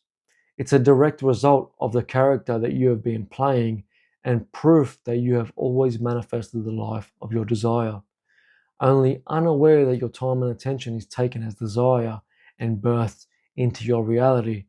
If you're not already being paid to do something that you love, then you need to play the character that is now. That character goes to bed satisfied and wakes up excited. Now let's clarify how to introduce yourself. If we met for the first time and I shook your hand and said, "Hi, I am not Tony," you would wonder, what the hell was wrong with me? How should I introduce myself? I am Tony, or I am not Tony. I am Tony, or I am outside of Tony. If I said either of the latter options, again, you would assume there was something wrong with me. Notice that when I introduce myself with the former options, the correct way, on this physical plane, I am Tony, I am saying my spiritual name before my earthly name, God Tony, because God is Tony. God is Bethany, Brianna, and Bridget. God is James, John, and Julian. God is you. Are your tarot cards and crystals outside of you? Then they are not your source of power. Are your churches and statues outside of you? Then they are not your source of power. Are you praying to a God or the universe outside of you? Then they are not your source of power. Anything outside of you is not your source of power. Are you waiting for a God or the universe outside of you to give you something? If so, you have created an external God and are in the mental state of waiting for this guy to ring, waiting for that girl to reply, waiting for the interest rates to go down, waiting for the economy to find its level, waiting for this, waiting for that, and waiting for the other. Wanting someone or something outside of you from someone or something outside of you. Some of us pray to a universe outside of us because we don't want to use the word God, and it leaves room for blame. Let's unpack this, because regardless of your comfort levels or choice of words, nothing is outside of you. Universe. One song. Not two songs, because I and my Father are one. John 10:30. I and my Father are one. Universe.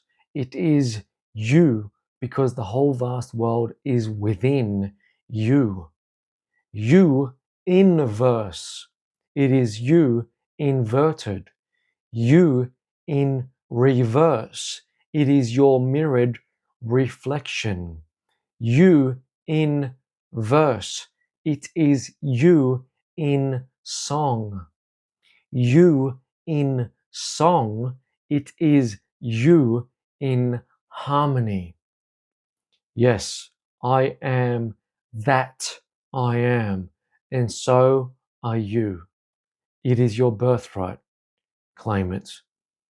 The one that can physically or mentally utter the words I am is.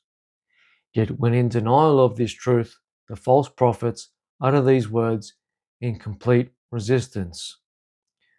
They say, I am not him and neither are you. They are claiming to be him and not him at the same time, in the same sentence, yet quote scripture to confirm the junk that they affirm in an attempt to justify and wash their sins away. If I am Tony is God Tony, then they are saying God, not him. They may as well say, I am, not here. Although that would still be a lie because you're allowed to turn away and deny him because he has given you that privilege. The false prophets create their own separation by denying who they are, and they try to plant seeds into your fertile mind that you are not him either. Some will even use the junk that was regurgitated onto them by others to confirm a theory of who and what they are. How can someone tell me who I am? Or better question, how can someone tell me who I'm not? It is all taught, learnt, and shared information. None of this is wisdom that came from experience. It is mental food poisoning regurgitated from one false prophet onto the next, creating a mental virus. They're so quote unquote clean that they're dirty. They're so quote unquote holy that they're unholy. They will make up the strangest stories and have a bunch of new theories and analogies of separation. They tell us there are two G's, which is a new one that I've never heard of before. A big G and a little g, and apparently we are the little g. They play tug of war with these stupid ideas like a dog with a bone. Some will get aggressive if we try to take this silly little toy of theirs away. Little do they know the toy that they're protecting is doing more harm than good. It's made of false idols and demons, which leads to them consuming the toy, but they seem to enjoy it. So be it. If the false prophets continue to be aggressive and refuse to let us take the toy away, let them have it. There's no need to get bitten by a stray dog. There's no need to start to feel like it's your job to save all the stray dogs on the street. How many lifetimes would you need to do that? They don't need you to save them, and you're not here to save anyone or anything but yourself. If you feel that it is your calling to save all the dogs on the street, then by all means, do as your heart desires. You cannot expect anyone else to be on the same journey as you, then judge and condemn them for being on their own journey. Someone will choose to be hurt and offended by other people being on their own journey. They will disagree and assume everyone must save all the dogs on the street, and that's okay. They're allowed to choose how to experience their world. Others are allowed to choose how to treat and react to them. Once the dog consumes these stories and ideas, the system will reject the toy, and the dog will need to remove it in one of two ways: regurgitation or elimination. I'll unpack the dog metaphor and the symbolism behind the dog in another title. For now, Imagine lovingly for them. Imagine them returning to their beautiful home and the toy that they have been consuming, passing through them in its own divine time and on their own lawn. If there are two G's, that implies separation. And if neither of us are the big G, this moronic idea still implies separation. That confirms that it's a lie coming from a false prophet. This will come from the one who has claimed to be the judge, jury, and executioner of those that he shares the world with. He judges and condemns his own friends and of their quote unquote sins. He decorates his judgment with, well, if that's what they do in public, imagine what they do in private. Ignorant to what he had just said, a false prophet in every sense of the word, pretending to be a holy man who refuses to acknowledge the I am that he is. So he will continue to repeat, I am not him, and neither are you. Since the false prophet thinks he can claim that I am not who I say I am, who I am must be out there somewhere and elsewhere.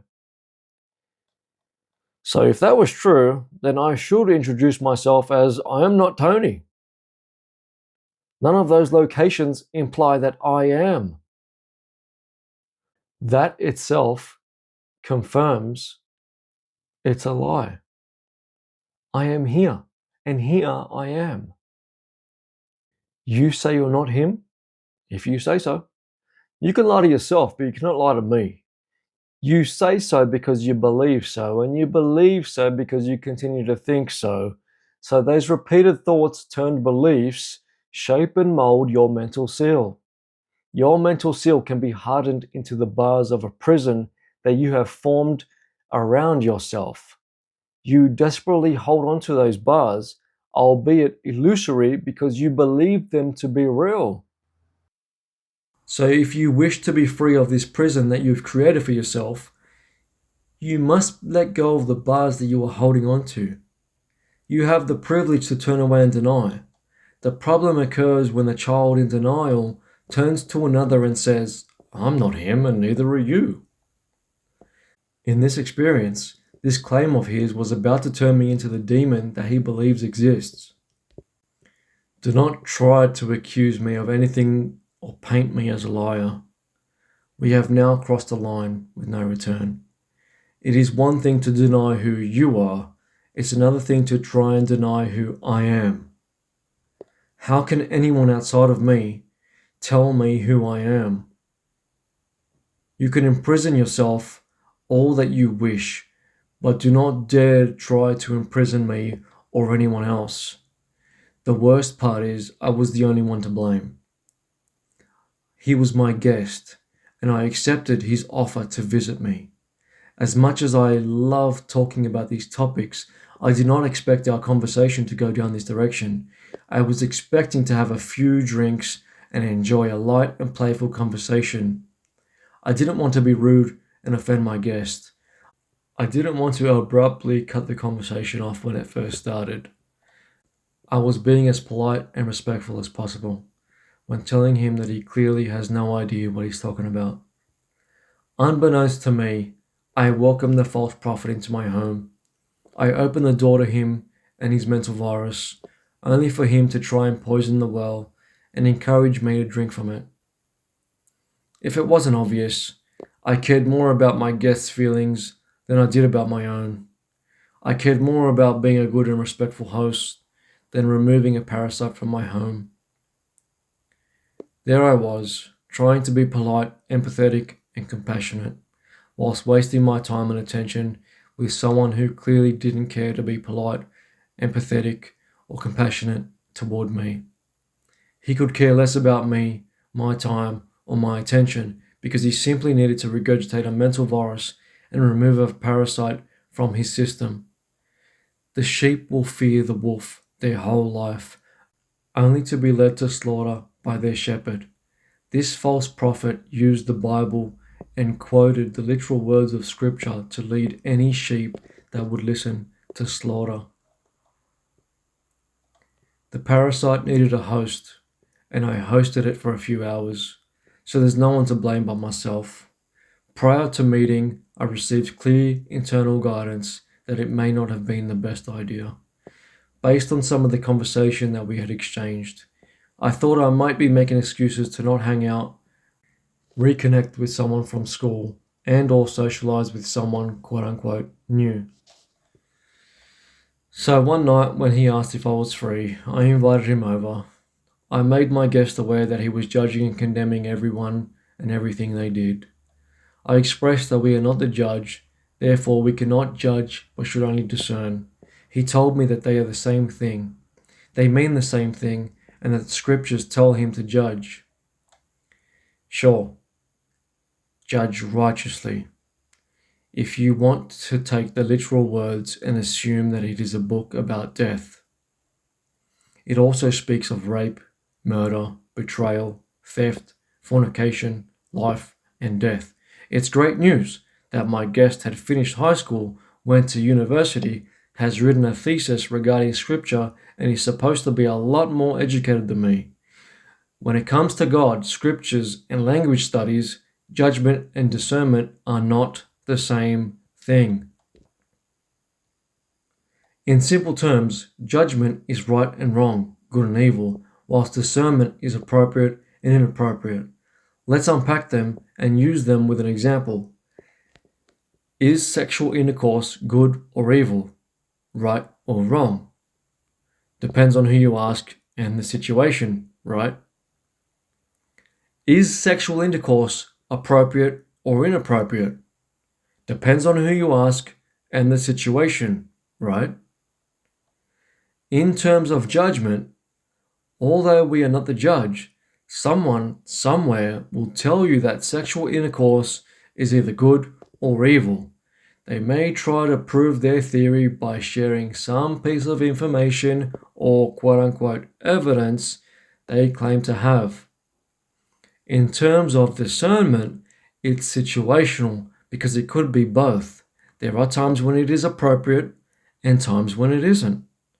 The answers for discernment will always be on a varying scale, in which the answer will vary depending on the situation. Is partaking in sexual activity with a sibling right or wrong, good or evil? Depends on who you ask and the situation, right? Can we judge this activity with a sibling as being either right or wrong, good or evil? On a shallow level, we think sibling is speaking of someone with the same birth parents, but on a deep level, we are all siblings. We cannot all have the same father and be of a separate family. Back to the shallow question, it depends on who you ask because they will have a different answer and opinion. Regardless, you are not the judge and have no right to say that it is either good or evil, right or wrong. Does partaking in this activity with a sibling feel appropriate or inappropriate? Depends on who you ask, right? Watch how the answers will change depending on who's answering them. Their upbringing, their thoughts, their beliefs, their situation, and their moral compass. If you lived in a country or town that didn't apply that it was either good or evil, how would you feel about it? If you lived in a country or town that made it known and implied that this activity was wrong, evil, and or forbidden, would it feel right or wrong? If you lived in a country or town that made it known and implied that this activity was good, encouraged, and or part of the culture, would it feel right or wrong? Do you notice how we're asking these questions from the state of judge? What about if we asked these questions through discernment? What if we asked if it would feel appropriate or inappropriate? If you were in love with someone, would the sexual act feel appropriate or inappropriate? What if you had recently met someone? What if you later found out the significant other in your life was your sibling, would it still feel either appropriate or inappropriate? If you and your sibling were the last two people on earth, would this activity still feel either appropriate or inappropriate? In that scenario, would either feeling of what is appropriate or inappropriate even matter? What if it no longer mattered and we were indifferent? What if you no longer cared about what was appropriate and inappropriate? Was what you felt as either appropriate or inappropriate dictated by the judgment of others? Were you trying to avoid judgment and condemnation from the shadow world this whole time? What if you and your sibling didn't know that either of you existed? You had the same biological parents but grew up in the separate homes and lived separate lives. The two of you had met one day whilst traveling, had fallen madly in love, and started a family together. The two of you had gone your entire lives without ever knowing that you were siblings and lived a wonderful life. Would that have been good or evil of you? Would that have been appropriate or inappropriate of you? Who's the judge? Someone somewhere will say that ignorance doesn't justify your actions, and that's true. I would question, where was the ignorance? You met a stranger, fell madly in love, and started a family. So does the taught and or learnt ignorance change your answer? What if you found out that your neighbor has been happily married to their sibling for 40 years? Would that now change your perception about their relationship? Would we now judge and condemn them? What if they weren't aware they were siblings, but somehow you were? Would your perception of them still change? Would you judge and condemn this couple for not knowing what they don't know? Would you feel the need to tell them? Would you feel the need to tell others, all to make conversation? Would you tell others simply to gauge how they react to this news? Through all those questions and scenarios, no one can say that the act is either right or wrong, good or evil. It is either appropriate or inappropriate for the individual in each moment, in each specific scenario, with their present level of perception. Yes, I started with an example as uncomfortable and controversial as that one because some of these questions stem from judgment and condemnation, whilst the others stem from a moral compass. Is drinking bleach right or wrong, good or evil? Is drinking bleach appropriate or inappropriate? How can we judge drinking bleach for being right or wrong, good or evil? Is walking down the street naked right or wrong, good or evil? Is walking down the street naked appropriate or inappropriate? Is drinking an energy drink right or wrong, good or evil? Is drinking an energy drink appropriate or inappropriate? Is drinking an energy drink before bed appropriate or inappropriate? Is drinking an energy drink whilst brushing your teeth appropriate or inappropriate?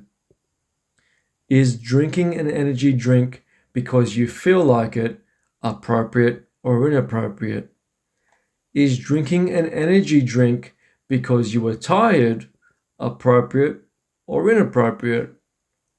Every single question through discernment has a different answer depending on the person, their stories, and the situation. None of these questions should be asked through the lens of the judge. How can you judge whether anything is right or wrong, good or evil? Who's to say? Who's the judge? If you judge one, you judge all. If you are judged, it's because you judge others. And if you judge others, it's because you judge yourself. Some will say that there is never an appropriate time or scenario for any of the preceding examples, and that's okay. They again have chosen the role of the judge. There's no right or wrong answer. If there was, I'd fall back into the state of judge about whether their answer, opinions, and beliefs are either right or wrong. Does walking down the street naked with your sibling carrying bleach and an energy drink make you some evil villain because someone or something said so? I can see how judgment and discernment can feel similar. I can understand if someone assumes they're the same. With some knowledge and awareness, we notice that one is rooted in love with a moral compass, and the other is rooted in judgment with condemnation. One question comes from unconditional love. The other comes from a conditional love. If you view the world through the lens of good or evil, right or wrong, that would be the state of judge. If you view your thoughts, feelings, and actions through the perspective of appropriate or inappropriate, it is a soft and compassionate lens. Notice that the former is looking out there and the latter is looking in here. If you had a chicken in your yard and a fox wanted to eat it, would it be good or evil to eliminate the fox? Would it be appropriate or inappropriate to eliminate the fox? Is the fox good or evil for wanting to eat your chicken? Is it appropriate or inappropriate for the fox to eat your chicken? If the fox is hungry, it's appropriate for the fox to eat your chicken. If the fox isn't hungry, then it's inappropriate for the fox to eat your chicken. If it wasn't your intention to feed the fox with your chicken, it's obviously inappropriate for you. If it was your intention to feed the fox with your chicken, it's obviously appropriate for you. Do you notice how there are an infinite number of variables that we don't consider about what's appropriate or inappropriate? Instead, we assume the role of the judge and say, nah, that's right or wrong, good or evil. I'm not saying what you should or shouldn't do, or what you should or shouldn't care about. I'm only expressing how we must drop judgment and condemnation of everyone and everything. Some of us want to crucify the fox for eating our chicken like we're the judge of what's right or wrong. If you cared about your chicken, then obviously feelings would arise of anger, frustration, and or guilt. You may even feel fear for your other chickens. These feelings are not to be denied, as feelings are meant to be felt. Allow yourself to feel them. Don't allow these feelings to control your life. Don't allow these feelings to alter your state or turn you into the judge, jury, and executioner. What's appropriate for you in the present moment is inappropriate for another in the present moment. What's inappropriate for you in the present moment is appropriate for another in the present moment. Nothing is right or wrong, good or evil, because that implies there are two separate powers. Saying something feels inappropriate and I wouldn't do it, as opposed to saying something is wrong or evil and it should not be done, are worlds apart. If you aren't able to distinguish the difference between judgment and discernment, it's because you refuse to, or your poor mental diet and false identity doesn't allow you to. It is these stories, opinions, and misinterpreted scriptures that come from the false prophets that have turned people off the word and God. They are a cowardly preacher without an altar who judge the cowardly preacher behind the altar. It's no wonder people want to make science their new religion. Science is not using words that people have emotional trauma attached to. Link that with the scientific stamp of approval means it can be trusted. No matter how divided or contradictory science is, or how late after the fact they provide their stamp to confirm what we have always intuitively known. I heard Dr. Joe Dispenza recently say that it takes 13 years for new information to make it into textbooks. How I perceive this is the truth will be denied, ridiculed, and contradicted for 13 years before it's accepted as fact. Isn't every 13 years a whole new generation? Is the education system designed to skip a generation? Is that a coincidence? Is it a coincidence that 13 is the number of God, 12 disciples plus 1? False prophets living within a mental seal of false idols and demons, twisting and turning the stories of God into words and stories of death, fear, guilt, separation, and survival. Be careful, because your words will not return unto you void. If we return to these words that my guest had spoken to me on that night, saying, if that's what they do in public, imagine what they do in private, we can unpack this simply and easily, because the closer to the truth you get, the simpler it is. Man makes it complicated. If that's what they do in public, physically, that is what they're doing in private, spiritually, mentally. The seeds you plant into your fertile soil are happening privately in your skull. They must be birthed into your reality publicly for the world to see. No one can see my rose unless I drop its seed, and if I want the flower, I must do the deed. These conversations with false prophets are one of the quickest ways to waste your life. The conversations aren't right or wrong, good or evil. They are inappropriate if you want to live a life full of love and light. As soon as you're aware of their agenda, do not engage or entertain them any longer, because the parasite needs a host. Is the parasite good or evil? Is feeding the parasite good or evil? Is the parasite appropriate or inappropriate? Is feeding the parasite appropriate or inappropriate? Some parasites feed on your bacteria, whilst others feed on your organs. Does that make one parasite good and the other evil? Are they doing their job and playing their role? You determine whether the parasite's role in your life is either appropriate or inappropriate. Does the answer to that question change depending on the life you choose to experience? Discern wisely. The diet, work, consume, regurgitate, and bring death to the healthy, which will only turn into a spiritual flop comp of who has the bigger spiritual appendage. If you entertain them or their opinions, you will both look like idiots with your pants down. So be it. Lift them out of this state in your mind's eye. Love them and leave them. They are also the Son of God and are perfectly wonderful. Lift them up in spirit if they are not ready to do it for themselves. They have gone off track, so imagine they have once again found the way. A train going off track does not mean it's no longer a train or part of the transit system. It can choose to deny that it's a train and a part of the transit system.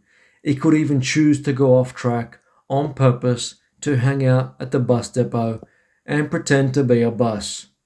It can paint itself the color of a bus, put some wheels underneath it, and make the sounds of a bus. It can talk about bus things, go to bus conventions, and listen to bus radio. It can even go its whole life turning away and denying the truth. But it's a train and will always be a train. It's unconditional love, whether they hear or don't hear, or whether they listen or don't listen. There are people who run, hide, and or fight the sun. They make it their demon, and they don't feel its warmth because they feel its heat. I have chosen to turn my attention away from these people, and I no longer speak or write for them, as it is a wasted effort. Doing so will only consume my life by taking my time and attention away from the people who want and or need these reminders of who they are.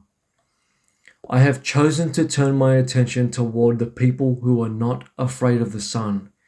They seek out the sun, smile when they see and or feel the sun. These people love the light and warmth of Him, want to be nourished by Him and bathed in all His glory. For those that know that I am, know that I am the truth that reflects who you are. And there is very good news in the gospel. Matthew 13:9. Who hath ears to hear, let him hear. John 2:22. When therefore he has risen from the dead, his disciples remembered that he had said this unto them, and they believed the scripture and the word which Jesus had said. John 3:33. He that hath received his testimony hath set to his seal that God is true. If I am and you are, then we are. Why, after being told repeatedly throughout scriptures, do we continue to point our fingers at every fact of life that confirms our thoughts of being sent down to hell? You could just as easily turn your attention toward the evidence of life that confirms your innate knowledge of being sent down to heaven, but we choose not to. Why do we find it sexy to fight the power of some evil force that we have created? Have we watched too many movies of a superhero that needs to take down a villain? Do you feel like you need to be that superhero? Is it because we desire to experience the approval, validation, and admiration of a superhero? We are simultaneously the hero and the villain, and any part of us that doubts the truth of who we are is the villain. If I am the power, I am only fighting myself. We would rather create false demons in banks, governments, countries, companies, and people so that we are able to point our fingers and play the victim. We use this as our scapegoat to justify complaining about having to fight the power that we have given them, rather than being the power. Are you afraid of coming to terms with the truth that you are the power? Is it easier than being accountable for being the power? Would that mean that you would have to acknowledge that you have been misusing your power? Would you have to be accountable for living within a mental seal that you created? We all talk about manifestation, manifesting this and manifesting that. We make it another competition among the diet woke. We sell books, events, and how-to courses on how to manifest, albeit manifesting every single detail of our lives. Yet we only want to take credit for the good or cool stuff that we have manifested. If we gave the toaster power and then animated it with that power to cook our toast, is the toaster the source of power, or is it currently being filled with the source of power by the source of power? Who is animating that source of power? Does the toaster have some controlling power over us? Are the toasters part of an evil corporation that plotted some secret agenda to kill all the people who use the toaster with warm carbohydrates? Is it a conspiracy that we can use to sit around and talk about with our friends so that we have something to make conversation with? Has the toaster gotten drunk with power, cooking all the bread without our say-so? Did we worship the toaster for being the source of power that warms our bread, homes, and hearts? Did we forget that we give it power? Who puts the sliced bread inside the toaster? Are we going to continue blaming the toaster for under or overcooking our bread? Will we keep pretending to be the victim of such monstrous evil machinery? Is the toaster the cause of our weight? Is the bread the cause of our weight? Is food the cause of our weight? It's only a toaster, it's only bread, and it's only food. Using or not using a toaster, eating or not eating bread is either appropriate or inappropriate depending on all the variables of the moment. None of the ingredients within this scenario have any power over us. They do no good or evil unless we give them the power to. We do this with people, countries, and banks. We do this with government, schools, and science. We give our power away to every kind of system that is outside of us. We can play the victim all we want. We can talk about how all the magnificent tools we have are the cause of our demise, or we can appreciate the tools that they are and use them if and when appropriate. On a shallow level, without a government, would we be able to, quote unquote, own a property?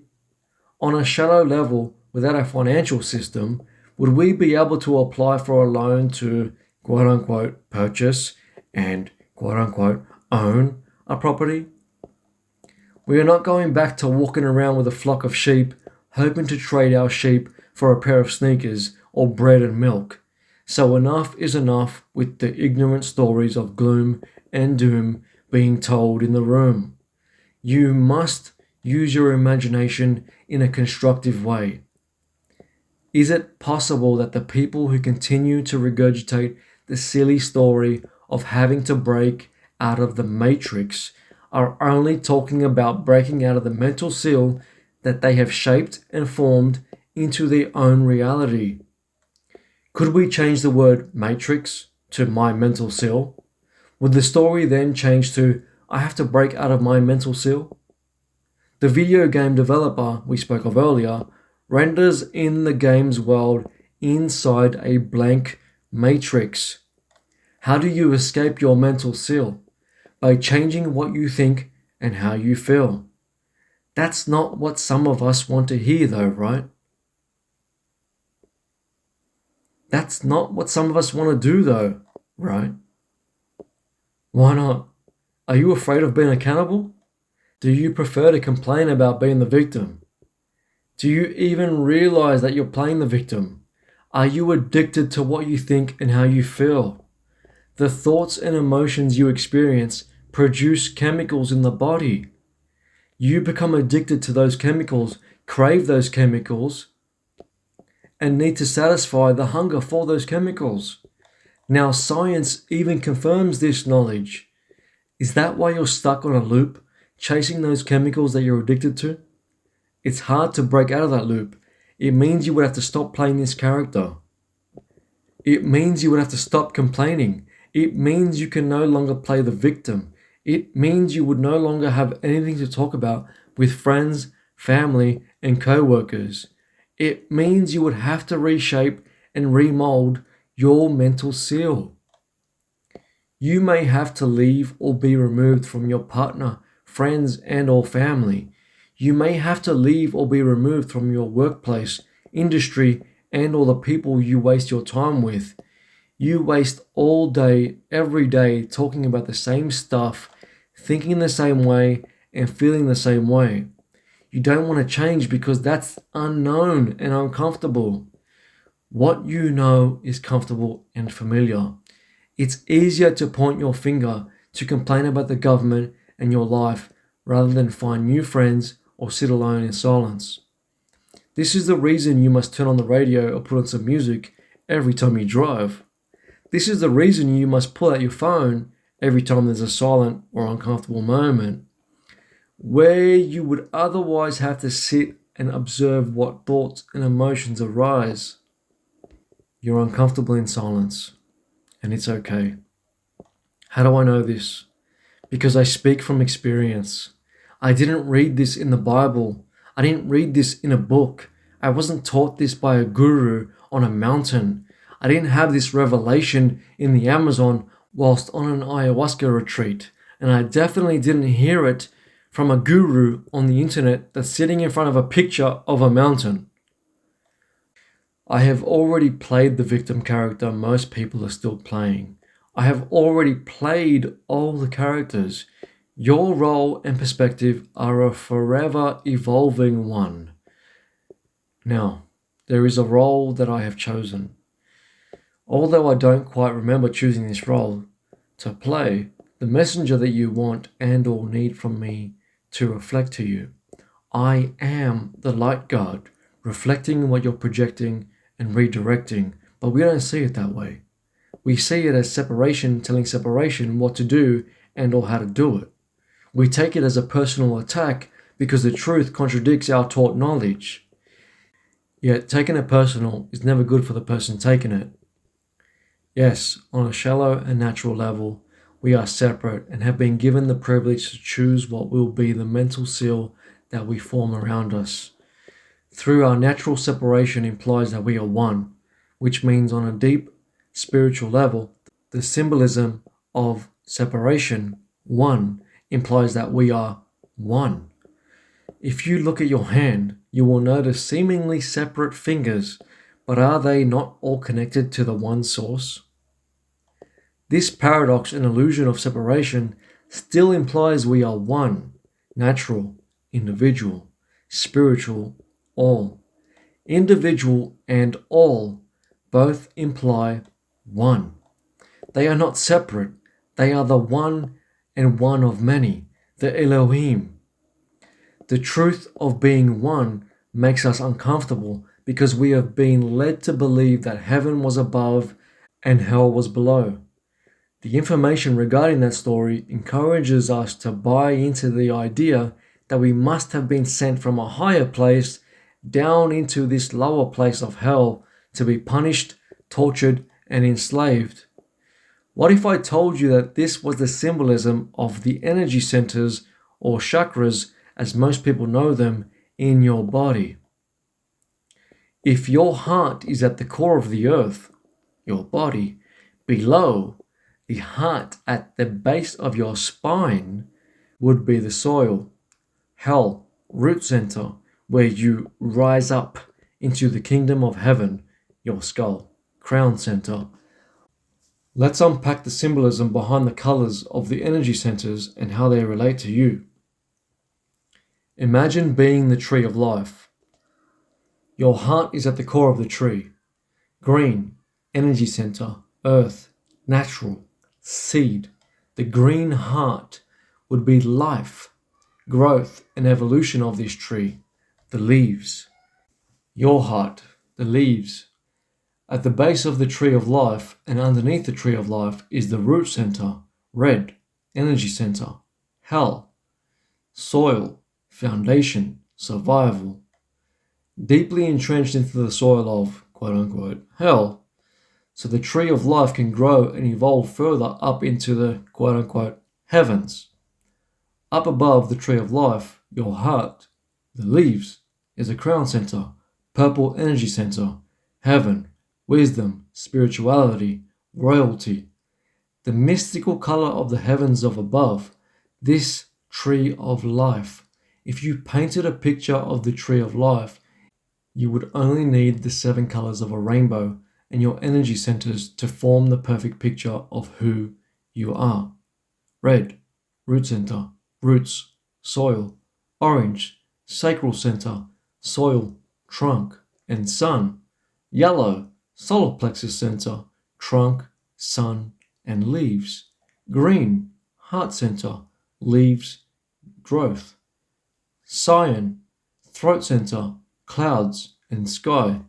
Blue, the third eye, pineal gland center, clouds, and sky. Purple, crown center, sky, heaven. We dive deeper into this in the final chapter of The Fertile Mind, the first collection of seeds, called The Rainbow Serpent, Your True Identity. If you are unconditional love, do you think unconditional love would send you down to, quote unquote, hell, to be punished, tortured, and enslaved? Unconditional love sent you down to heaven on earth as another opportunity to resurrect yourself and spread the good news about unconditional love. Unconditional love gave you the privilege to choose how to spread the message. Unconditional love gave you the privilege to select how to think, feel, and act. Unconditional love gave you the privilege to form your own world through your own perspective. Unconditional love gave you the privilege to shape and mold your own mental seal. There are 2 births, the birth from above and the birth from below. The birth from below is when we were born through the womb of a woman with a seamless garment. The birth from above is when you awaken as Christ within your skull. Is it a coincidence that we call the natural world Mother Earth? If you are within your Mother Earth, could you be the seed inside the womb of your mother right now? If the womb of a woman is the firmament that encapsulates you, could you consider this womb as either a dangerous, toxic, or hostile place, or a safe, loving, and nurturing place? Does one place sound like hell and the other sound like heaven? Are the environments any different, or is your perspective the only difference? If perception creates reality, does that perception become your truth? If truth trumps perception, what are you to do if your truth is challenged and torn away by the truth? Are you to fight for your limited beliefs? Are you to act out of fear and survival? Are you to point your fingers and play the victim? Are you to quote the literal words of scripture like a parrot to confirm the death that you affirm? Are you to get your affairs in order so that you can be 3 steps ahead of the government and quote unquote escape the matrix? The false prophets that consume this mental diet enjoy the board game chess but refuse to play it because it reminds them of the Freemasons and evil government. If you say so, but I say that's ironic. They are eating from the tree of death, the tree of knowledge of good and evil. Don't let anyone that eats from this tree try to plant a seed into your fertile mind that you must escape the matrix. Physically, it may look like it, but you are not living within the same mental seal as those that consume this mental diet. Why would you escape the matrix if you are here to select and experience it? Excel spreadsheets have a matrix that you enter data into. It's called a data matrix.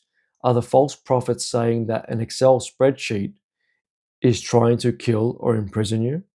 Are they saying that the data they entered into this matrix is now trying to control and kill them? Who entered the data? Who has the power to change the data that has been entered into it? If you don't like the matrix that you are entering data into, how about you change the data that you enter into it? If you don't like this matrix that you are entering data into, rather than deleting or replacing all the old data, how about you start a new matrix? How do you do that? By walking away from the old man, living in the old world. The old man enters data into the old file, so open a new file. You choose to either select and experience a matrix of heaven or a matrix of hell. If you don't like the matrix that you're experiencing, then you only need to change what you think and how you feel about it. Instead, focus on the matrix that you would rather experience and enter only the data you wish to experience into it. You are the seed inside the fertile soil of womb man, and your sole purpose is to swim toward the light. You are the seed inside the fertile soil of Mother Earth, and your sole purpose is to rise toward the light. Your matrix can either enlighten you, be a light within your mind, and help you swim toward and accept that light, or enslave you and keep you turned away by denying that light. There is one cause, the one that is entering data into the matrix. The main character in the Matrix movie is called Neo. Neo in Greek means new. Neo in the Matrix movie is the one. He is the computer programmer and he enters data into his matrix. He is you. The data you are entering into your matrix is what you think and how you feel. This forms your environment, your mental seal. You input labels, identities, memories, and experiences into your matrix. This will determine what you think and how you feel, and the matrix that you will experience. Growing up, you were vulnerable, naive, and had no choice but to allow others to enter data into your matrix. At this present moment, out of pure habit, you may still allow others to enter data into your matrix. The matrix is unconditional. Therefore, you will experience that which is input into it. So if you don't like the matrix that you were experiencing, all you have to do is change the data within it. You may start to understand the meaning and symbolism of that person is in their own bubble, or that person lives in their own world. That world or bubble is your mental seal, and it has been shaped and molded by what you think and how you feel. Would a mental diet that consists of how evil, terrible, and controlling the world is feel like it's coming from a victim that is being held back from swimming toward unconditional love? Two brothers can speak with conviction of the same topic, and only their perspective separates them. One brother will plant seeds of death with fear, anxiety, and imprisonment into your fertile mind with all the gloom and doom that he chooses to consume. The other brother will plant seeds of love and life with safety, security, and freedom into your fertile mind with all the signs and wonders that he chooses to ponder. One gives life and the other takes life. One is life giving and the other is death bringing. One is energizing and the other is draining. One constructs, the other destructs. One is constructive and the other is destructive. One is unlimited and the other is limited. One is limitless and the other is limiting. One inflates and the other deflates. One is inflating and the other is deflating. One expands and the other contracts. One is open and the other is closed. One opens your heart and the other closes your heart. One lives within a mental seal of heaven and the other lives within a mental seal of hell. The choices you make are the fork in the road. The power always lies in the hands of the operant power. You. I know which brother I have chosen to be because I know who I am.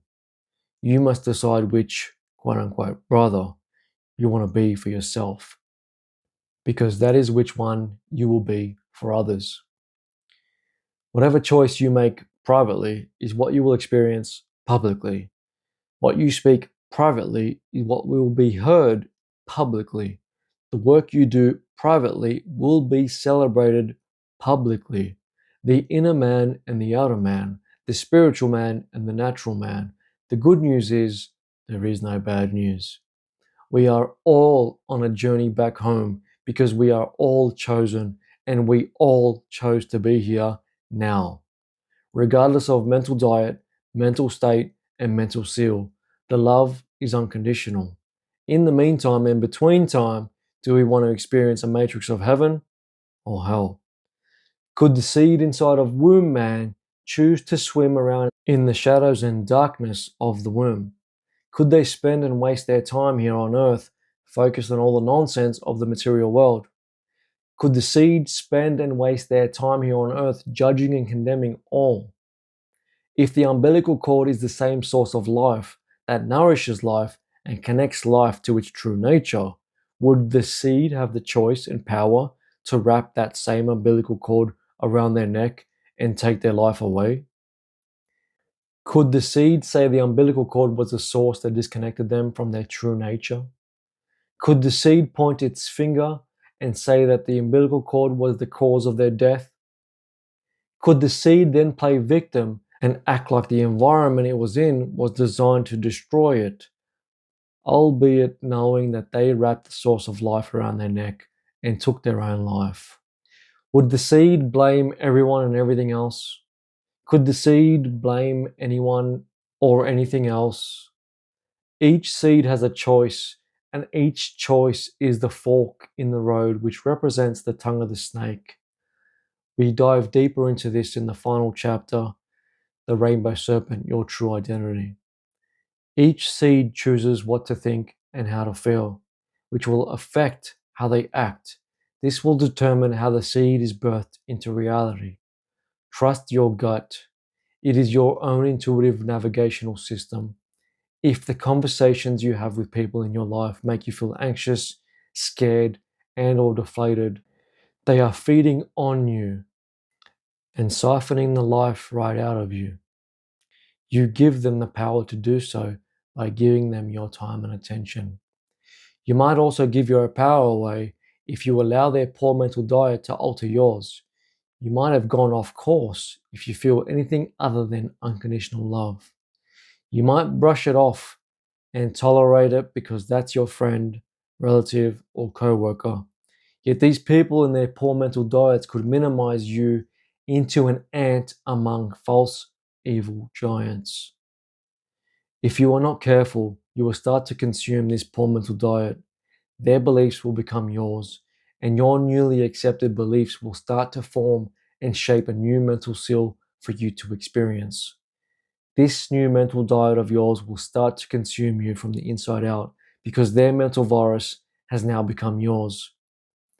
If you think those relationships and conversations have no effect on your life, have you ever assumed you were in a safe space and shared a room with a mosquito?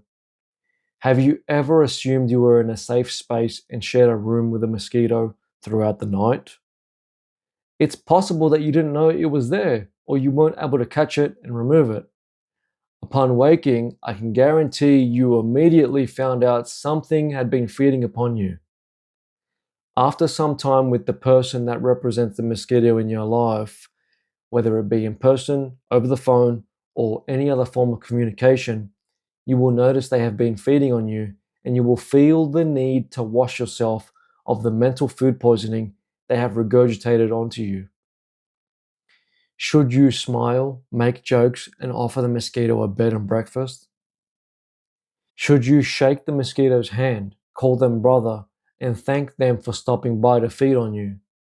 You must show your gratitude because they bought you a $2 drink so that they can regurgitate their mental diet onto you for 2 hours, right? Should you say that you appreciate their phone call and tell them that you will speak to them soon, or because your friendship obligates you to? Is this mosquito good or evil? Is this mosquito appropriate or inappropriate? Is it appropriate or inappropriate for you to continue being an emotional, mental, physical, and or spiritual buffet to feast on?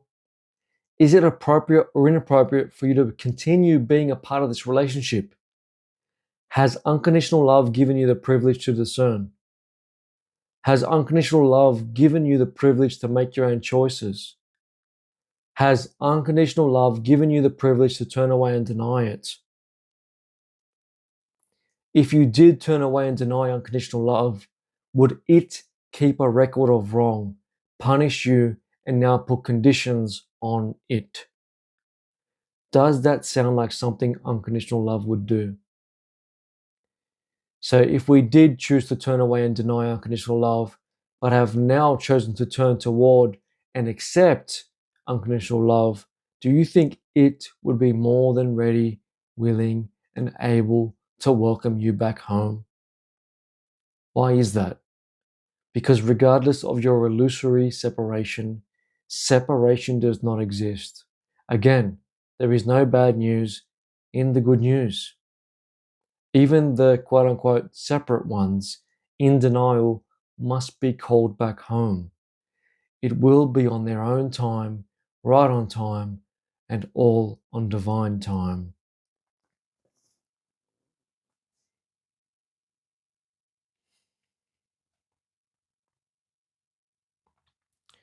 You have been listening to the audiobook recorded for Our Mental Seal, What We Think and How We Feel, written and published by Tony Rose, narrated by Tony Rose. Thank you for listening. Thank you for your time and attention. Yours in reflection.